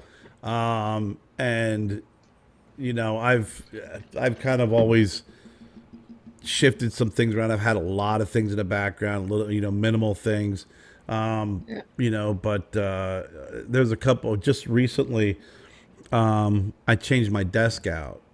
Oh. I used to have like a kitchen table, a dining room table rather, that I bought at a SOS, and I created my own leaf in the middle with an extension that actually held the screen. So I use it for work and then also for all my cigar business. So I want something. I don't like small desks. I like big desks. Yeah. I just Yeah. do. And then recently, when I went looking, I was in a mood, and I found this desk. It was kind of like a curved desk, and it was like I don't know, $60, $70. So I'm looking at it, and I'm looking at it. And I'm like, I bought two and combined them together. Yeah. You know, so it's not as deep as the other table, but it's longer. Longer. Yeah. You You know, know, spread out a little bit. so now I have an idea what I want to do with doing a some sort of wall to kind of like separate where we have this little Stogie Road lounge, and then working on the background and kind of the boring ass blue, Yeah, and I doing think something that like different. doing some with the wood would be really cool. Yeah, That would be I cool. love Or wood. brick, or the brick would be really neat too. I They had a make that. green screen they- up for the longest time. I used a green Yeah. screen, which is great, but there's nothing, honestly, in my opinion, I don't think anything replaces the natural look Yeah. versus Yeah. a green screen. I will tell you though, at Home Depot and Lowe's, they make panels that look like brick. They're so detailed too. Like Yeah. we would have a hard time telling that that's not real brick. Right. Yeah. And it's just a flat panel that you can hang on the wall. That's what we originally had for the wood. This is real, like tongue and groove, but the original was just panels, like that were made to look like wood. Yeah. Yeah. I think it looks great. And I love that look. It looks very warm and inviting. Yeah, I mean, I think what really played like was the other Yeah, pieces of Yeah, the board the and board, the board and the batten boards to hang shutters. Yeah. the different signs and stuff Yeah. on, Yeah. and then when you don't want to promote any of that stuff, you just take it off, and it's just a nice little accent right there. It's cool, and then he's got the metal like with the hooks. Like I mean, it's like tight, so it's just really neat. But I will say though, But for- I will say just one quick What? question. If there's any advertisers that would like your signage behind us or Kerr, feel free to reach out to us. And this could be the Broadleaf Bullies presented by By you. you. By when we did the edition, like I had this whole image of kind of how I wanted it to look, and it kind of just evolved as we went on. But he bought a bunch of these industrial shelving units for his office, and we were like, what happens if we encased it in wood and used that as our entertainment center? So like that's what we did, and we used the same wood for we did like a headboard just on the wall though, so like it was the accent, but we did it to the ceiling, and then I got these cool little sconce things that hang down, and we just really really thought about like detail, like small details, like Yeah. maybe nobody else would maybe notice, but to us it like mattered. Yeah. But nobody would ever know that is a metal shelving unit. Yeah, my dad was just over for the first time and saw it. And Yeah. he couldn't believe it was an industrial shelving unit Yeah. that was just wrapped in wood. Yeah. You know? Yeah. We got one of those shelving units in the garage, and I could see how you'd be able to pull that off and make it look, because I think I got it at like Lowe's. They were trying to get rid of everything, and I'm like, I just need a Yeah. big ass shelving unit in the garage just to put, all the different tools and whatever, Jennifer's extra plates and a freaking steam pot cooker or whatever the hell that is. There's an area that's really cool down here in Taylor's. It's used to be an old industrial center, and they have businesses there now. And the main area was like the loading dock area. So you go in there, they open up the big doors. There's a big coffee shop. There's a bar, and there's a reprocessed wood store, and it's huge. And there's everything in there from like doors from the 1800s, early 1900s. There's, wood from a barn that was ripped down locally, and they have all the different specifics to the See, that this wood. is why I need to win the lottery. Yeah. I just want to buy it. I'll store it and I'll just look at it. I'll just walk in I mean, and look they at have it. so much cool shit in there, and that's we went there recently because I wanted to get wood for the back, and then I wanted like a little thing to separate here. I thought, well, maybe I'll just get some old doors and like put them side by side. Oh, that would be and really do something cool. like that. But then I'm looking through there and I'm like getting wishy washy about some of the stuff, and I'm like, yeah, nothing was really grabbing me at the time. I mean, it was huge. There's a ton of wood in there, but nothing was really Yeah. grabbing me. I don't know what You it know was. what was in the I mood. always wanted to do is buy all those old windows, those vintage windows, and make a greenhouse out of them. That's what I want. One day when we move to North Carolina and have our summer home, Yeah. we will have a cool greenhouse made out of We've old got vintage a really windows. good lumber yard here in Sarasota, Advantage Lumber, and actually have 2 locations. I think one here and one in Ohio. Yeah. And they're the largest distributor of like live edge wood, and Some of like they're you go into their facility and they have like an acre out front, Yeah. and it's like an entire tree that Yes. was brought in on a plane, roots and all from there's Brazil some and Africa, like and, the redwoods when they fall over. Yeah. That's the only time obviously anybody's allowed to claim it. They Yeah. have to be roots completely out of the ground and fallen over. No one's allowed to obviously chop them down. Yeah. So they make some really cool tables out of those I used to go in there all the redwoods. time because the machine shop I was using was in a block away. And that's so, how you learned how to do like the pens. yeah, and- the epoxy. the But I epoxy. remember the first time going in there and seeing this live edge plank that was 2 inches thick. I don't know, 8, 10, 12 feet long, whatever it was. And I'm like, oh my God, this is gorgeous. I'm like, what do you get for something like this? And the guy's like, for this one, it's like $25,000. Zowie.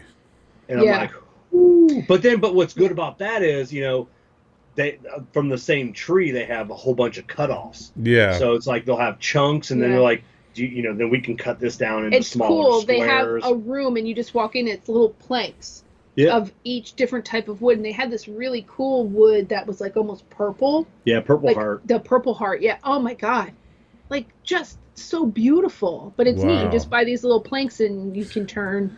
That's how that's how we've done the pens and done the like nub tools. Yeah, and, I built the shelves for the new humidor, the electric one, Yeah. and it was a Brazilian cherry, I think, is Mhm. what I end up using, which is ungodly expensive. But they just did a project, and then they cut some planks. Yeah. And the guy's like, he's like, they were, God, 10 feet long, 12 feet Yeah. long, and 4 inches wide, and 3/4 of an inch thick. And he's like, you have as many as you want, $10 a piece. and And I I'm think like, that. ah. But I think Yeah. for you, it's Kevin has really made it a point. I mean, he makes really, he really puts himself out there and meets all these different makers and stuff, and he's like genuinely in awe. Like he, if he had some machines, it would be cool. He could do it himself, but he does have to farm out some stuff. But like he'll spend like a whole day there, like Yeah. building these relationships. So it didn't happen overnight. It was like literally him going up there like on his days off and asking 1,000 questions and putting himself out there and Yeah. being like, Yeah. "Hey, That's how you I'm, like, learn. Yeah. and like I think a lot of people don't want to put the work in. That's I because they think don't. That's just because they don't realize that. They just I think think, they think, oh, look at everything he has. Well, boy, look at Kevin. Isn't he lucky? like we work our No. asses off, and like I get to spend not as much time with him because he's really trying to like get to a point where he doesn't always have to kill his body as a mechanic every single day. It takes a lot of work. You're absolutely right, and it's like I think so many people are so used to this immediate gratification, and they want Yep. things immediately, and they think, oh well, all I gotta do is just if you could go online and you could do a show, so can I. It's really really easy, and how hard Right. is it? And I'm like, Yeah. well, the first 2 years of my show was really traveling. Yeah.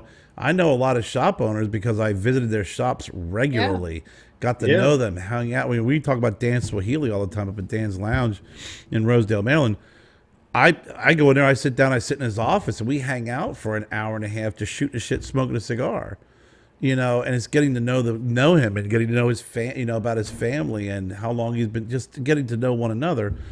And like, to what you said, Jess, is when you really start getting into other areas, it's engrossing yourself and getting to know a specific part, whether it's wood or any other type of or leathers.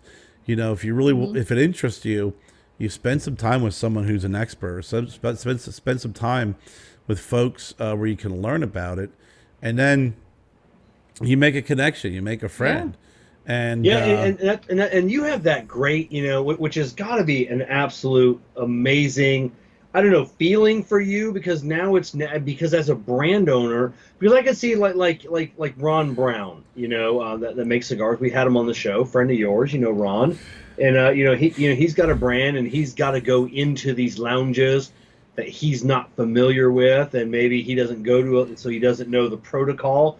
You spent years of just buying cigars, just going into a lounge, just buying cigars, and chatting with the owner, to them, building these relationships, and now you have your brand, and you know how to go into a lounge and approach an owner, because you know what they're, because it's hard, because they have so many facings. But I find, because like it's the same though, like even if you have a product, like Kevin, we would go to these places and he would literally make little like goodie bags of his product and be like handing it, like shaking their hand, like to meet them, and then be like, here, I want you to see what I do. Like I want you, and like not that I'm saying like you should be ashamed, like that's not what I mean, but it was like no shame in a sense. Like he would just be like all up in the, like, here, this is what I do, and like kept saying like over and over, and like reaching out, and like finally, like, I forget, like I think it was Abe at one point, you had annoyed him, I think, to the point where he was like, all right, who the hell is this person?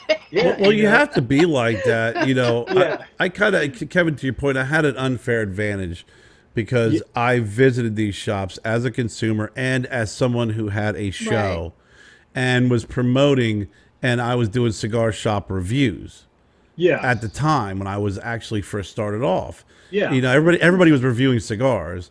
I was reviewing the shops, giving locations, telling people to stop by here. So I was doing them a service, and for free, because I love doing it.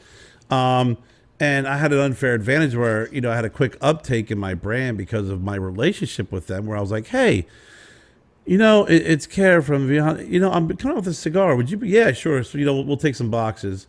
Because they knew me, they trusted me, because I built credibility, and I'll just talk. But that wasn't just overnight. Well, no, that was built in a different arena. And I was talking to Ron the other day, and you know what? I seen Ron really over the last year, even a little bit longer. That man bust his ass, like he's everywhere.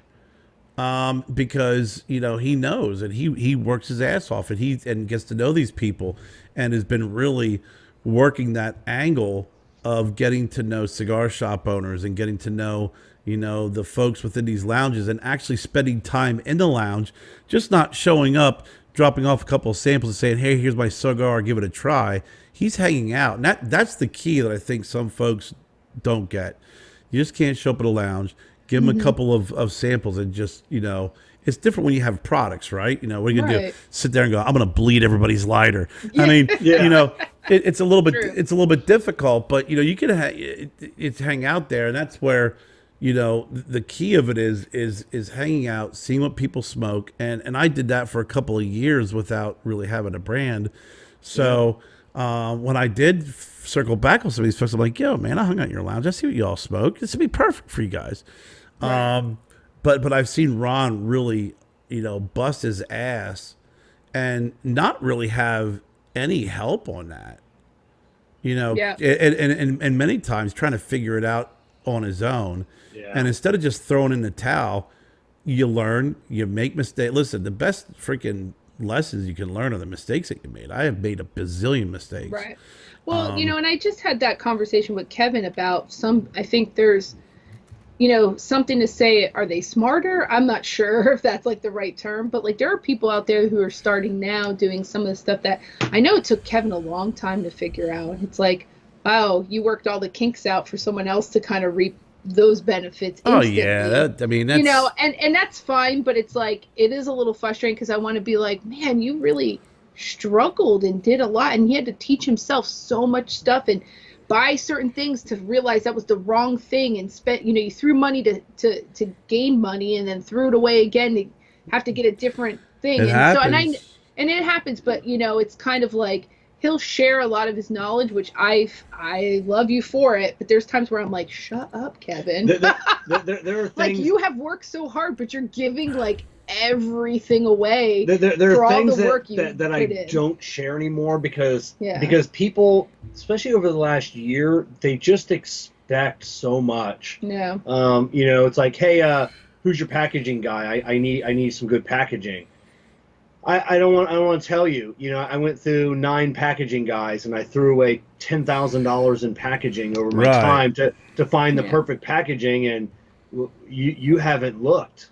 You know, I don't want to give you my packaging. No, guy, but you know? do. But for the majority, You know, I will but- say but- that but you're there- really a good person that way. Yeah, and I you think know, it's I think a lot of people say certain things like, you know, I don't know if it's out of jealousy or envy or just not understanding it, but like I don't think they realize how much you have given back into the community for Cigar. Well, that's and, because like, he doesn't helping other announce fellows. it. See that's Yeah. the one thing I do respect. One of a couple things. That's the only thing I respect about you, Kevin. But Yeah. the one thing that I you know, I really and I see this from my position and knowing a lot of people and seeing how, you know, different shows and stuff. The one thing I've always appreciated about you is that you do a lot of work and you do a lot of helping, but you don't get on your show and go, let me tell you how much I'm helping people out. Right. Let me tell you how humble I am. I'll I'm help so people. effing humble because I'm the humblest of humbly humbles. And it's Yeah. like, well, no, you're kind of not. But you've helped me. And yeah, and you've helped a lot of people. And you and I talk, you're like, yeah, I just got the phone with such and such, such, such. And you pass along advice and help. Right. And really look for nothing in return because, you know, it's always paying it forward. You know, it's Yeah. if I can help someone, I agree with that. if I can help someone over a hump and make it less painful, then I'm doing the right thing. But But like you said, there's mutual, some folks, well, mutual Right. most definitely, but when Right. there's some folks that after a while they just think it's just like expected. Yep. You know, and that's kind of where you know, you got to cut off. And I mean, I've dealt with some of that in the past, Right. or you see something pop up, and that's really when you know you're doing the right thing. Where you're like, yeah, let's see, You know, and that looks awfully familiar. That sounds awfully I familiar. think something else that bothers me sometimes too, and I don't know why it bothers me, but like, you know, I know Kevin does a lot, and he, you know, gets a lot from, you know, a lot of these like makers and stuff, but he 100% gives it away. But there's things that I have purchased me with my own money, nothing to do with cigar prop, like my paycheck paid for a certain cigar or something, and I give it to him. I'm like, here, give this away. Like, this one might make somebody like, you know, who can't really get out to a lounge or get to something. Right. Like, you know, and I feel like some people don't realize it's like, no, that didn't get donated to us. Like, it didn't just get sent to us free. I paid for that. Like, good money that I earned that I wanted to share with somebody else who has a love of cigars and might not be able to financially afford. I'm lucky, and I know that, but I also work very hard for, like, a lot of the cigars that I smoke, I buy myself. Like, me, I purchase them. Kevin like gets a lot of stuff, but I buy my own cigars. Most of the time it's from Ronnie. $300-$400 packages. He doesn't sell cheap packages. Like, I don't just buy a box of something. Like, it comes with like all this other stuff. I don't get a lot of I don't get free cigars. Yeah. I think people think we just get I never like, have free everything, and I want to be like, no. Like, I have no problem paying for my cigars. I don't need free with that stuff. being said, like I said, I mean, we do get a lot of free cigars. But we give it away. Yeah. 9 out of 10 times, everything is getting we definitely give, you know, a lot away. We probably give you know, a half the cigars away. Yeah. We give 99% of the swag away that we get. Yeah, Right. always. I mean, there's stuff that we even got when we've gone to the barn smoker. There's 2 of us. What do we need 2 for? Yeah. What do we need two? Like, that's silly. But you see, that's one thing I've always admired about you that I never really capitalized on. Even when I was doing my show before I had cigars, before I had my own cigars, I never monetized anything. I never, promoted as being an influencer. You know, if I was going to advertise someone, it's because I for some reason that was just my choice. I mean, it's just Right. But I've always said, well, I mean, fucking Kevin. If I would have done what Kevin was doing, man, it'd be a little bit different. But the one piece of advice you gave me a while back, I remember, we were talking about my show, and you said, "Dude, do you have a show, or are you a cigar brand owner? Like, what are you?" Right. And I was like, "I have a cigar brand owner." He's like, "Okay, then freaking do it." Because I'll still have cigar brands on my show and interview them, but it's not as much as I used to do. And at one point, I found that I was actually interviewing more brand owners and promoting their stuff than promoting my own. Your own. Yeah. And Ken was like, "Yo, bro, what are you doing? Like, I appreciate what you're doing, but really, you have your own brand. You know, you should really make this show about your brand. And I still like introducing some folks that we had Gary on the night from the brand 1776. And we'll still do one-offs like that because it's important. I had on Amendola because I love Jeffrey. Oh, yeah. Jeffrey and I have been that. friends for ages. Or I'll have back on, Ron Brown or Dr. Rodriguez, But to those do are, that. Those are guys with great stories. Right. You're not, but still, you're though, not I literally was like, every week we'd had someone on. Yeah. And we were doing, we did our first cigar brand owner review like 4 years ago with Felix Mesa on sweet. Facebook. And then we did Mike Bellotti, and we started doing a couple other people. And it was really, and watching the other shows on Facebook at the time, not a lot of people were doing interviews with brand owners at the time. Oh, yeah, no.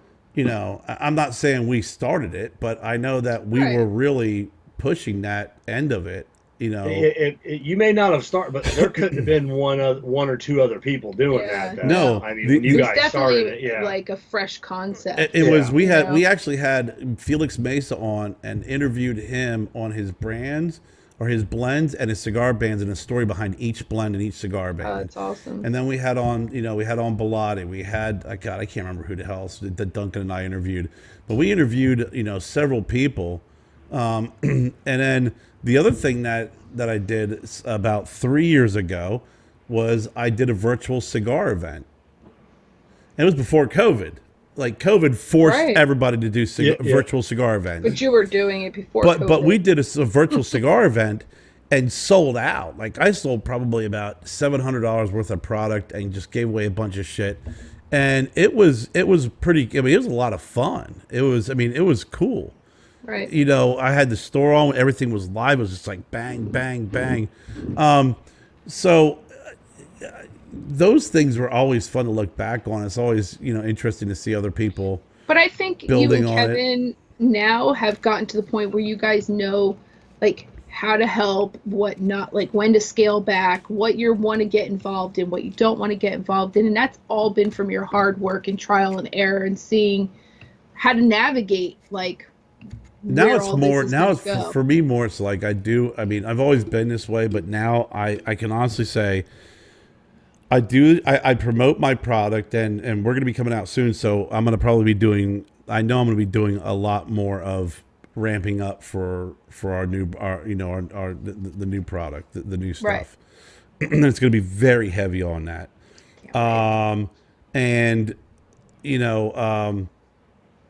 Now I just do the show because I'm having fun doing the show. Yes. I love. Are you having fun now? I feel like you're more relaxed now. Kerr, you seem more relaxed on your show. I love doing it with Lars. Lars is just freaking hilarious. And Lars and I had a really great conversation a while back on doing a show, on doing stuff together. And it was like several months later, we started doing a show again. We brought him in. I brought him in, but just kind of what he was talking about wanting to do and how he's going to do it and how he likes doing things. And I was like, you know what? I don't care what other people think. I need to enjoy it, because there was a time where I was doing my show and I was really worried about the viewers. I was worried about how many people were watching. I was worried about this, worried about that. And I ceased to have fun. Yep. And I'm like, if 10 people are watching it or 100 people are watching it, as long as I'm enjoying it, that's all that, I love doing the show. I love having fun with it. And if one person or two people get something out of it, then that's a hell of a lot better than being stressed out and worried if my co-host is going to be here, and then I did all the preparation, and is it going to come off right, and what happens if this, and the one thing that was really weird was after we interviewed Mike of MLB Cigars, and he's seriously a fucking great guy. Like, have you ever met Mike? Yeah, we had him on the show. Yeah. Great guy, very smart dude, but he came to South Carolina. We did the show live with him. Oh, okay. And I mean, just so you could tell he's definitely like that northeastern blue blood money. Yeah. I mean, it's like, I named the cigar after my summer home in Italy. I'm like, oh yeah, really? Me too. But really down to earth, guy. But that was back when people were reporting us, and I kept getting put in Facebook jail. I don't understand that. It's like, so crazy. I went through 2 months where it was like I'd be in Facebook jail for 2 weeks. I kid you not. I get out of Facebook jail. I would post, "Good morning, everybody." I'd be put in Facebook jail like that again. It just makes you wonder, because people were reporting. Like who has, like, what do they gain from that? It was about 2 months I dealt with, like, I couldn't do my show on my page, so I would like do it from my group page. It was such a pain in the ass because people, were either jealous or whatever the case may be, and reporting us. And it was a really tough 2 months because it was very frustrating because we had some serious momentum going. We really did at that time. We had a lot of momentum. We were doing some things that no one else was doing. Nobody else was reviewing cigar shops. Everybody now. I talked about, like, I'm going to do something really different. What are you going to do? I'm reviewing cigar shops. I'm like, I've been there, done that, owned a T-shirt. But we went through a tough 2 months, and I was like, what the hell? Like, what more do we have to do? And then trying to appeal to Facebook is like, I might as well write a postcard and put it in the mail and hope to get a response. So it was just a pain in the ass. And after those 2 months, I kind of was like, all right, well, I'm still going to keep doing the show, and I'm going to keep doing whatever I want. And maybe some of these people just, peel off a little bit and stop being jackasses. Somebody else aggravated them. Well, I know. And now it was somebody else. You had 2 months of not being aggravated by me. So now you had 2 months of doing whatever you want to do. But it was pretty brutal. And I'll never forget, we were in Facebook jail for 2 weeks. And Jennifer and I, and we had Joseph and his friend, we were out at, it was like right around October. It was like right around Halloween. And we were at this outdoor event, and I was actually thinking about doing an event, a cigar event. So we're there, trying to price out what it would cost. And it was a beautiful, outdoor area. And I was like, hey, Jennifer, I said, I'm off Facebook jail. She's like, really? I'm like, yeah. And I just said, hey, hanging out with the family at Denver Downs, took a picture of the fairgrounds. Boom, Facebook jail. That's insane. That's just, it almost makes you, like, wish that you could find out who it is, but then you're just like, what would you gain from that? Well, you get like Ronnie. Oh, Ronnie's in Facebook jail all the time. And Chris Duquet, I don't know if you know Chris Duquet, the 808 Dirty Rat, but he's a detective out in Hawaii, and he keeps telling Ronnie, he goes, "You need to hire an attorney." that is actually one of the lawyers coming out of law school. That's like the number one field they're going into right now is social media law.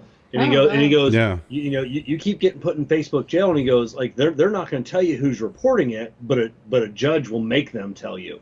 Like I said, so you need to get an attorney.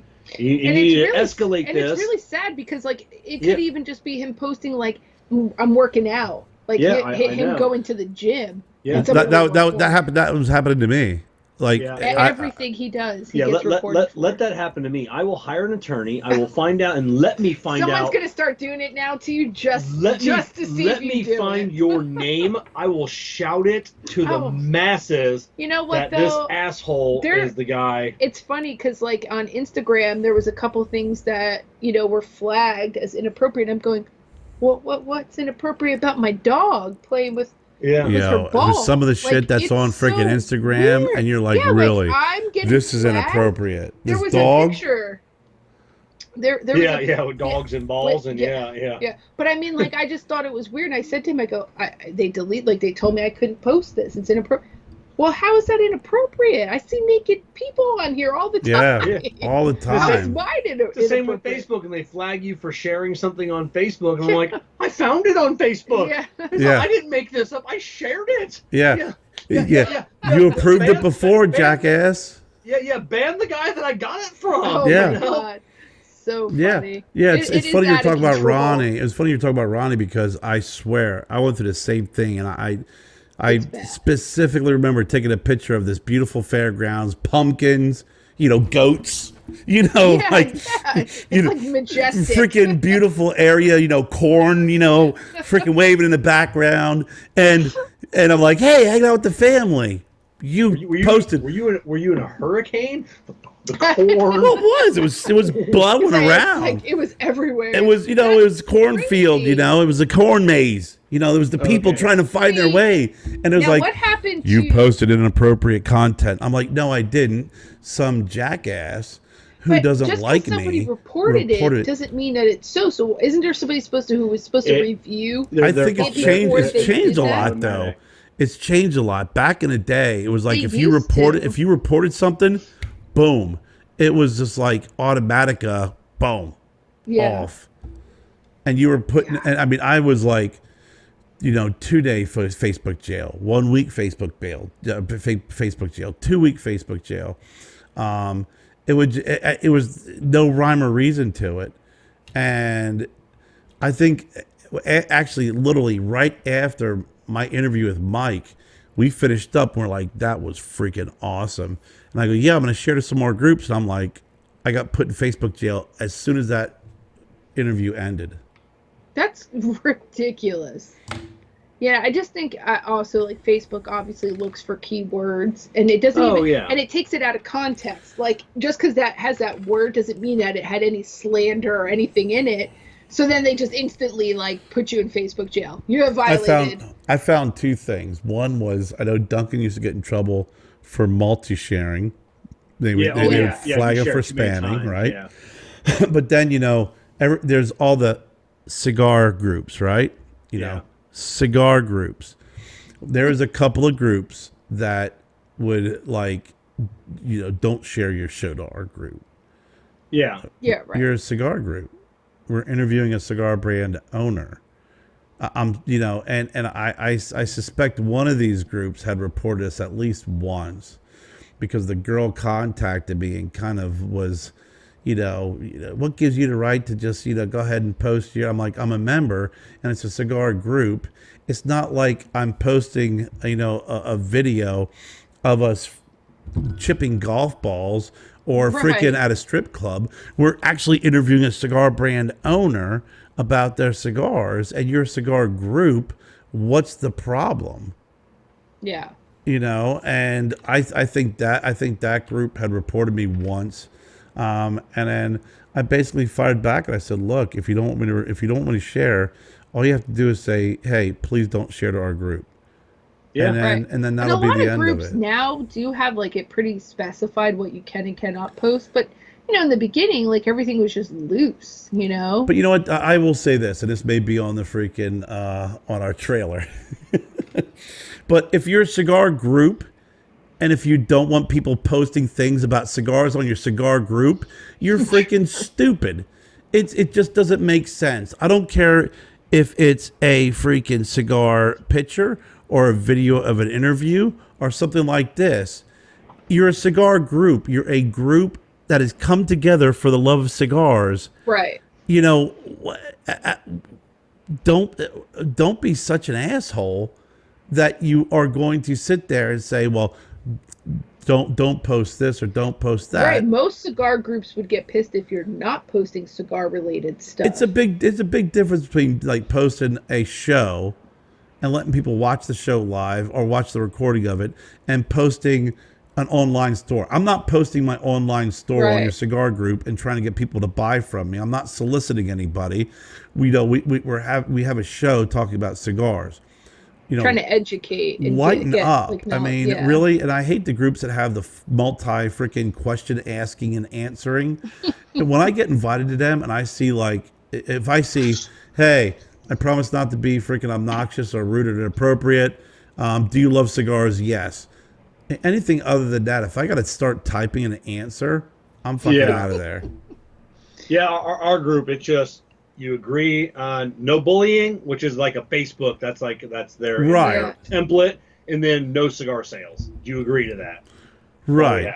Yeah, and for the most part, there really hasn't been anyone that you've had to ban or anything. Like one or two people. Yeah, we've kicked a few people out of because but you have to really do something. Well, no. There's a couple folks that need to go. The people that only post for promotion, like they'll never post, hey, I'm smoking this. What are you guys smoking this morning? And they'll do it. And then every now and then, like, hey, I make this cool product. Anybody interested? Here's my website. But when they only post that once a week, hey, here's my product. Buy from me. Here's my product. I'm like, we don't even know who you are, and then you're out. Right. You know? I don't really ever go into any groups. I'm not a huge group person. Kevin tried to get me in the beginning to be part of groups.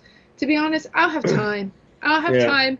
And then I don't want to violate some kind of rule because I don't even know what group I decided to post in that day. So I just kind of I'll go into a few that I'm comfortable with, but then other than that, I don't care. I thin out my groups. I thin out some of my groups, and when I do the show, I will share to certain groups. You know, I actually, you know what? I actually used to, and I've seen this one too. This is funny. So years ago, I started saying, you know, when I would get the birthday list up, right? Mm-hmm. I would say, hey, I want to wish the Stogie Road happy birthday too, and I would list all the people whose birthday it was. Now, now a lot of groups are starting to do that. Oh yeah, like every group does that. Like freaking pit, right? So, but I started doing that years ago, and I had a few people contact me. Hey man, you know what? I really appreciate it, but you know, don't post my name on there. And I was like, okay, well, happy birthday, F you. Really? Somebody would say I swear to God, you're out of my group. You're out. Wow. I had several people reach out to me and tell me, don't wish me happy birthday. You know, I appreciate it, but I do blah, blah, blah, blah, blah. So now I may get a list of like 10 people's birthdays. Now I just pick out the people I know or the people I recognize or the people I really want to highlight. The rest of them, you know, you may be a good person. I don't know, but I'm not going to risk posting your name on there and having you contact me and cry the blues. Upset, you know, because I did that religiously all the time, every single person. And I had a few people just kind of, I'm like, really, you seriously are that far gone that I'm wishing you a happy birthday, but you don't want me to. Yeah, it's weird. I mean, a lot of people will not even post that it's their birthday, like in their profile, so it doesn't pop up. Well, so, that and people like the day before their birthday, they'll disable it. Yeah, they'll disable any posting on their timeline. Yeah, so they could only either get a message or you can't post anything at all. Well, then just remove your birthday if you don't want people to know. That's what I was saying. Like, why would you just not remove it? It's like, who doesn't want to be wished happy birthday? You know what? It's fine. Whatever. I've had a few people that, you know, I'm friends with that they don't post their birthday, but someone knows it is, so you'll start seeing them. So I'm like, hey, happy birthday to them or whatever. I mean, especially if I know who they are. But if I'm not really 100% certain that I know you or that we've interacted at some point, because you're gonna get yelled at. I'm not wishing you a happy birthday. I'm sorry, man. It ain't gonna happen. If I see someone, I'll freaking post it on your baby page or something. Yeah. But what about the people that post the countdown to their birthday? 7 more days until my birthday. Go screw yourself. Yeah, well, Six more. I've never seen those. Oh, Really? I've Have seen you? a few of them. I'll we give got- you the name of a we got a- douchebag that does it every year. we got a mutual friend that does that too. Yeah. It's Well, I mean, I guess it doesn't really bother we me. got one guy. I'll tell you his name afterwards. Yeah. Oh my god, He starts it's at the so beginning terrible. of the month. He starts at the beginning of the month. yeah, it's Well, you it's used to do like It's my birthday month, and it's like, Yeah. ooh, you're starting already. Your birthday's at the end of the month. Oh. So First I have of all- 30 days of this. First of all, we've talked about this before. Anybody who says they got a birthday month or week, I'm like, no, it drives you crazy. you don't. It drives me up the wall. It's like watching.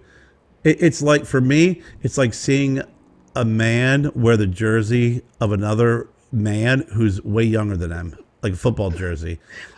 I have a pet peeve about that. Huge pet peeve.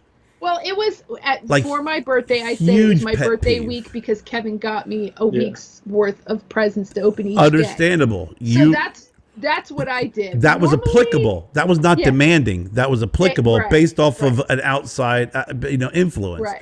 Right. But it's like saying, okay, who's the newer quarterback? Patrick Mahomes, right? Yeah. Quarterback for the Kansas City Chiefs. If I see a 50, 50-year-old man drunk celebrating wearing a Patrick Mahomes jersey, I'm like, jerseys are for women and for kids. What? Kevin wears a jersey Period. for his Ohio State stuff. Yeah. I Archie Griffin. Archie Griffin. How old's Archie Griffin? I don't 70. Exactly. That's allowed. That's allowed. Oh, Here, well, you get a pass. Archie Griffin is also the only two-time Heisman winner of all time in Okay. collegiate. Listen. But it's also not pro football. It's No. college football. Any jersey. Any jersey. Oh, Yeah. oh, it's Any jersey. And my pet peeve is, if I'm ever going to wear a jersey, it's going to be someone that I watched when I was a kid. So Oh yeah. if I have a Bill Berge jersey, or I have a Terry Bradshaw jersey, Right. Yeah, or yeah. if I have a Danny White jersey, or if I have a freaking Hank Namath. Yeah, Aaron jersey, Yeah, yeah. and I was a big hockey fan, and I had Yeah. I had one jersey, and I still have it to this day. My sister got it for me. It's a Philadelphia Flyers practice jersey, so it's no name on the back, no number on the back, or a Shane Falco jersey from the Washington Generals in the movie The Replacements. Only jerseys allowed. Oh my god, Yeah. this is so funny. I believe like jerseys, like they need to be of legends. Yeah, legends. Like I agree with- Older than you. When they're eligible for the Hall of Fame, that's when you're allowed to wear but their jersey. I agree with you, Kerr. Like that's usually stuff like kids will wear, like new age. It's like WWE stuff and all that stuff. Like, when I It's see like, grown men and women I'm not wearing all Austin that 316 jersey. paraphernalia from like WWE. I want to be like, no. I'm not wearing an Austin 316 No. jersey Yeah. or a T-shirt. I'll wear one if I go to an event, just because you have to get involved in wrestling. I love WWE. Have but to. I'm not getting decked out in. Well, no, I won't. gear. I have worn shirts because they used to come to Hershey Park Arena. So Oh, I, yeah. So I used to wear my Hulkamania shirt when Hulk was there, because Yeah, I was like, when I was dude, a kid, It's that's all we did. WWF or it's Have nothing, to. by the way. We Yes, had the I gold agree. Finger. I mean, Wendy Richter was like one Had of the first female wrestlers from New Jersey. don't know Wendy I got to Richter, meet- don't care. I got to meet her. I was at the event in Hershey Park Arena on WWF Monday Night Raw when the Macho Man was getting beat up by the Honky Tonk Man, and Elizabeth ran back and got Hulk Hogan to come back and save him. It was like this big event. That's like, okay, I want to wear a shirt. It's to that stupid event. Right, that would be fine. But if you're a man and you're wearing a jersey of someone younger than you, that's not cool. Like, I will wear a Bobby Clark jersey. I will wear a freaking Tim Kerr jersey, or Mel Bridgman, or a freaking Dave Schultz jersey, or Dr. J jersey. I'm not wearing I only know Wayne Gretzky. right or Wayne Gretzky. But it's like, I'm not going to throw on. I remember a buddy of mine. I showed up and he was like, I can't remember what jersey it was. He was a Patriots fan. He's like, "Oh, look what my girlfriend got me." I'm like, dude, you look stupid. He's like, what? I'm ready for game day. I'm like, yeah, but he's like 5 years younger than you, and you're wearing his jersey. You're not his girlfriend. You're not his mother. You're not his brother. If you're family, that's my only exception. All right, let me ask you a question then. How do you feel about concert T-shirts? Yeah. Concert T-shirts are freaking. That's a staple, of course. Yeah, Okay, the so t-shirt. if like a 50-year-old guy was wearing a Katy Perry shirt, that's cool. No. It's not. Okay, that's So, what my point is. and So your point is There's an asterisk anybody- there's an asterisk with a concert T-shirt, and that was the asterisk that now- you just So I have a violated. lot of T-shirts, like a lot of like music T-shirts. I love music, but even though I might like some newer bands or whatever, I don't think I could ever get a T-shirt. No, I like Taylor Swift. I'm not wearing a Taylor Swift shirt. You know, I'm not. I have my brother-in-law got me, and I have a Metallica concert shirt because I love I've seen them, Metallica. I've gotten them. I'd wear AC/DC. Yeah. I'm not wearing Third Eye Blind. Yeah. I or wouldn't freaking wear their Nickelback. T-shirt either. Or or to your point, listen, I'd rather honestly at that point, if I saw a grown man wearing a Menudo shirt, I would be cool with it because Menudo was popular when we were younger. They Got were. it, Menudo. I'm with you, bro. I'd wear a freaking Menudo shirt. It's like I'd wear that a Michael boy Jackson band. shirt. You know, but with the jerseys too, which I never got, and it's mainly in the Northeast, the Boston, New York, Connecticut, you know, What is? Pennsylvania. on the jersey things, they wear them all the time. You'll see like a grown ass man wearing a Tom Brady shirt, like Yeah, like they're in the proud middle of like of being off New England season. I'm like, Patriots. Live in Pittsburgh for 5 years. Yeah, yeah? That I will agree big with. Bro. You know, yeah. I will tell you something. Yeah. We went to Pittsburgh and we were actually looking for houses when I first was moving out there. And we go to, well, I think it was like an Applebee's or something. And the waitress comes out and she's got her Pittsburgh Steeler jersey on. She's got her face paint and all this stuff. And I'm like, Oh, the Steelers. I'm going, look at my watch. I'm like, what's up with the face paint and the jersey? She goes, it's draft day. Really? Yep. Really, it's draft day, and you're that decked out. Yeah, it's going to be a good draft for us. For us, are you part owner of the Steelers? Did you play for the Steelers? Yeah. That's funny that you said that because Kevin will talk and I'll be like, you act like you're part of the team. Like you're like, they let me down. Like, Yeah. Really? No, Really? I have a pet peeve about that too. The us and we. The only time I will ever allow it in my personal little freaking peon brain is when it is a college and if it's a state school. Ohio State, if you're from Ohio, I can understand, or Penn State, you're from Pennsylvania, I can understand some sort of a we or us. But only during game day. Not like Wednesday morning, like, so what are we gonna do on Sunday? What do you think our game plan is? I'm like, I don't know, but like during the game for those 4 hours, like, No. all right, we got to win this.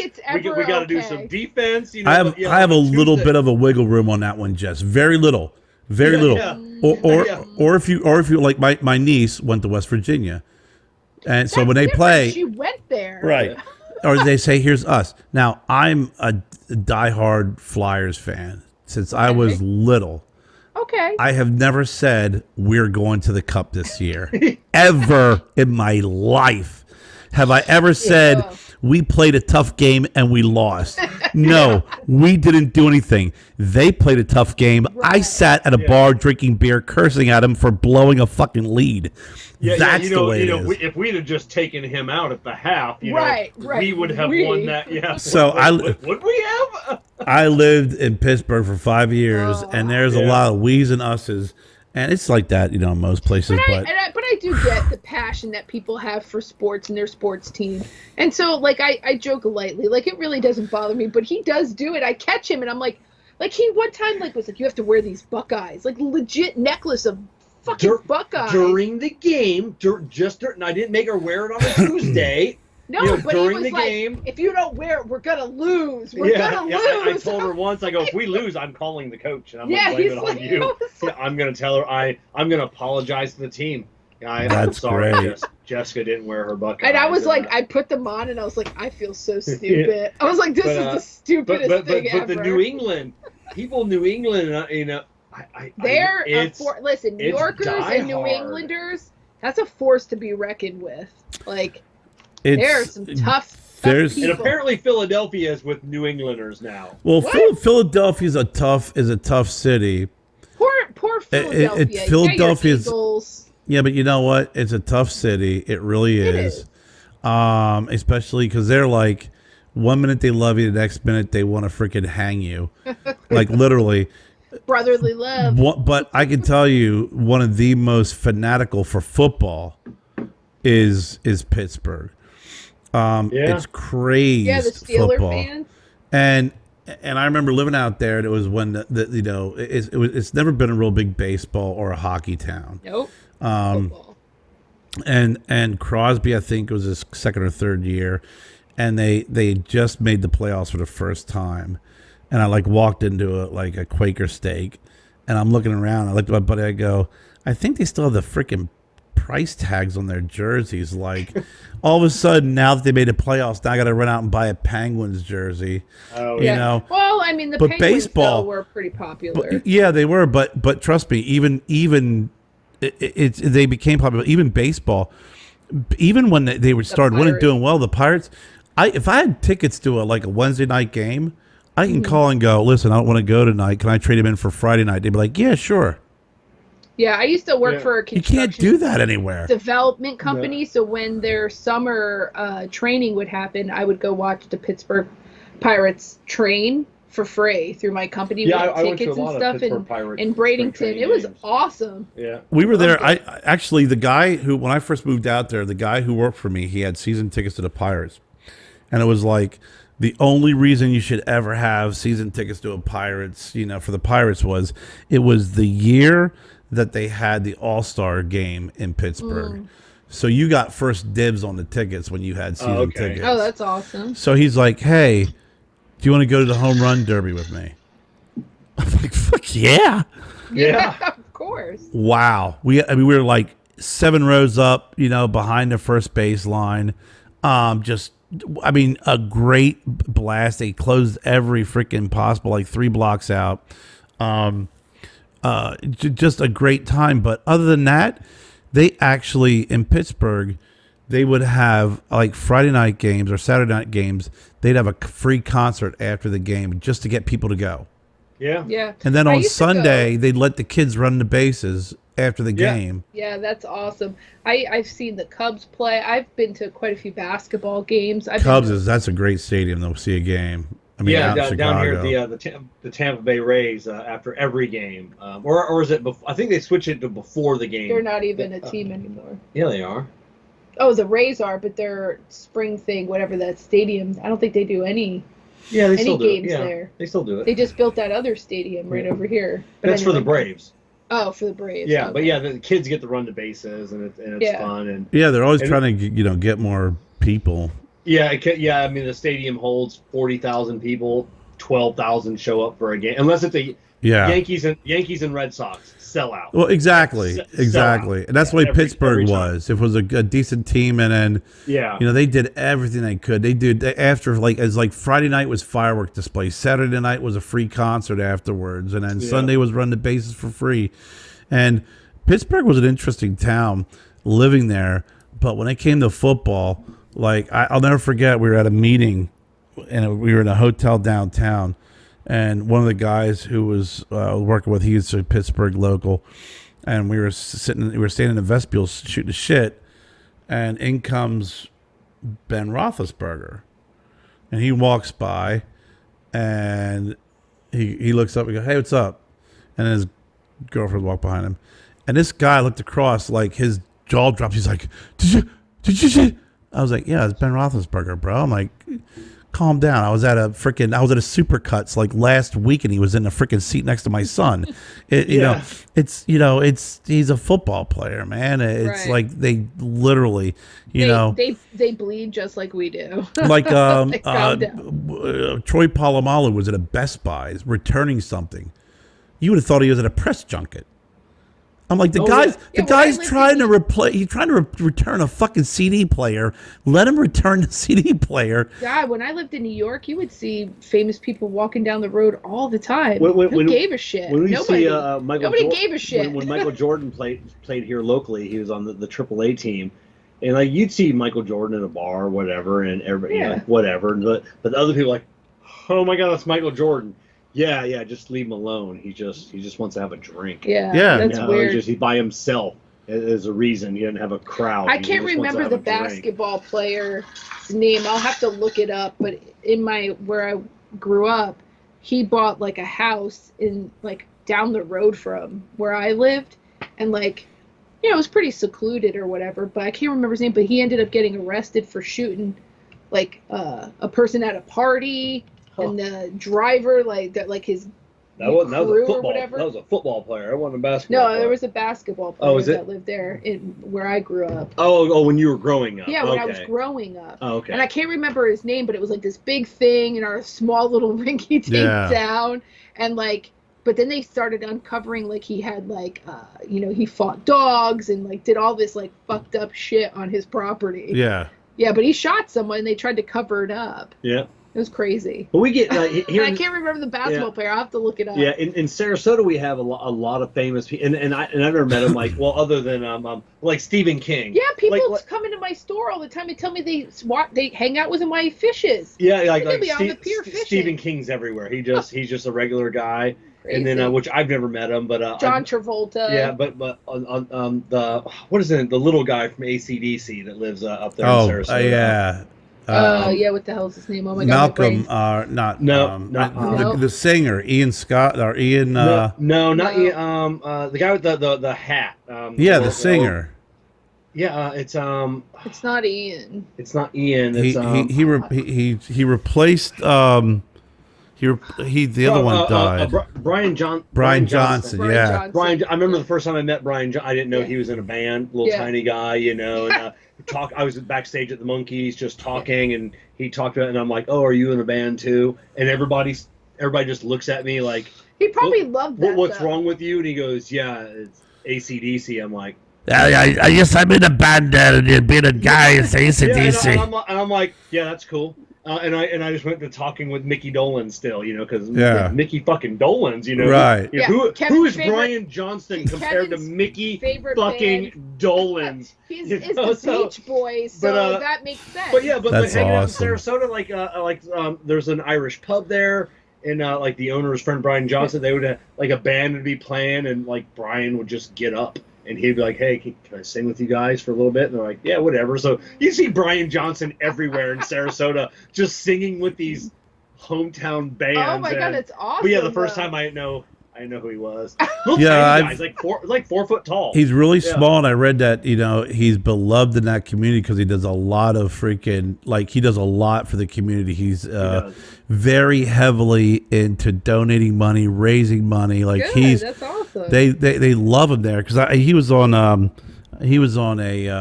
couple of talk shows. I've seen him because I do like AC/DC, and I think he was Sammy Hagar interviewed him before too.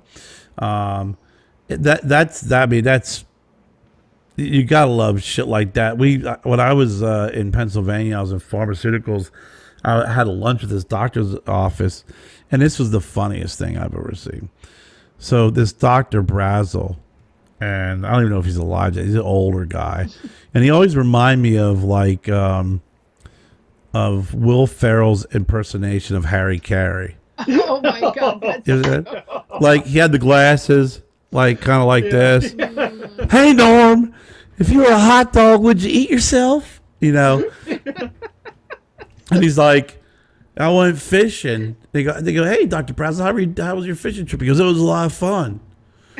He goes, what'd you do? He goes, well, we went deep sea fishing, and we chartered a boat, And he started going through this whole big story. And he's like, and then, these two other young guys came on and other people didn't show up. So it was just me and such and these two guys. And the one guy was a real nice guy. And we sat there, we fished all day long and we were talking. And afterwards, we hung out afterwards. We got to grab the bite to eat.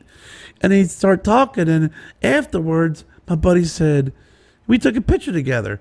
And he's like talking about it. He hands the picture to the girls in the office. And he's like, and the girls' faces were like, we all dropped, like literally as they saw the picture. And he goes, and my buddy's like, do you know who you were hanging out with? He goes, yeah, he said his name was Nick. And they're like, that was Nicolas Cage. Oh, really? He spent the day No deep sea fishing with Nicolas Cage and had lunch with him. No clue. And they're like, clue. No clue.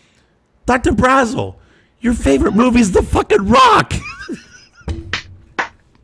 And he goes, I thought he looked a little familiar. Like, So funny. Oh my god. and you know damn well that was probably one of the best days Nicolas Cage ever had. I can only imagine. deep sea Nobody fishing recognized him. with yeah. a guy who's a doctor, probably talking all about doctor shit, didn't know who he was, and just was able just to enjoy the day. Yeah. All the girls, like, their Yeah. faces dropped because it's like, Dr. Brazel with freaking Nicolas Cage. And I was laughing my ass off at that. I was like, oh my God. I love Jason Momoa. Like, love him. And he was just in North Carolina like a couple months ago. And all the people that I'm friends with from North Carolina were posting sightings of him and like selfies with him. And he was so like gracious to like stop. I mean, he was there like passing through and stopped and did all like the local stuff in Maggie Valley and like did all this cool stuff. And like people kept saying, they're like, he's the nicest guy in person. Like he was just hanging out with the locals and taking pictures with them and stuff. But like, you got to think, like, how can he ever hide? Who doesn't know who he is? can't. Yeah, it was the same with Butch and Brian. In North Carolina, they're just another person they were that I love. they were I would die. sitting at the bar one night, and because Brian, who lives 10 minutes from us, went up to see his dad, my tattoo artist, Butch, when he moved up North Carolina. They were sitting having some drinks, and a guy come up to the table and like, hey, you guys mind if I, small bar, sit at the table and have a drink? Tell me Brian knew who he was. They instantly recognized him when he said it was Norman Reedus. Yeah. He was filming his show. Yeah. With the They'd made a motorcycles. stop. Yeah. Yeah, he's like, hey, do you mind if I, they just sat and chatted with him for a couple hours and just hung out. And, Yeah, but everyone that meets him says he's just like one of the coolest dudes. Like he's just like Boondock Saints 3 coming up, baby. Oh really? Yeah. Making it. Yeah, he Nice. Yeah, it's funny when you have moments like that. I mean, I rented a car to Jenna Jameson. Oh, really? Yeah. That's pretty awesome. What's funny I guess, yeah. Our rental car, when I worked at Enterprise, our place was in Temple, Pennsylvania, which was outside of Reading. And we were like right down the road from Al's Diamond Cabaret. And if you're back in the day, Howard Stern used to really heavily promote Al's Diamond Cabaret. And they got all the big names that would come in there, like every single porn star and everybody else. Yeah. And she came in and we rented a car to her, and she smelled really good. Yeah. Now I have in my garage, along the whole perimeter of the ceiling, I have license plates along the whole perimeter. So I've got probably a dozen of them. And a buddy of mine, actually, he worked for me for a little bit, and he used to run a rental car place. And I don't know where it was, but as a NASCAR town, when the NASCAR drivers came in for the weekend, they would rent them cars. So every time they rent them a car, they had a license plate on the front with their number and color. Oh wow! On okay. it. So cool. So when they returned the car, he kept all the license plates, for years, and he gave me have them signed. No, never had them signed, but he gave me like a dozen of them. And he's like, hey, That's cool. I was a big Gordon fan way back in the day. Yeah. So I've got all those. I have no like chain of custody or whatever, so I couldn't tell you this was exactly it. But he showed me just hundreds of photos every time they come in. He got a photo with the driver, and it was super cool. And he gave me like a whole stack of them. And he goes, I'm never gonna do anything with these. He goes, here you go. So I have them in my garage, and it was cool. Yeah, from the that rental is car. cool. Yeah, we used to rental car rent place. cars to the when they'd come up to the Poconos. We had a rental car place, and I didn't work there, but they used to rent all the cars to the drivers. Yeah. We had when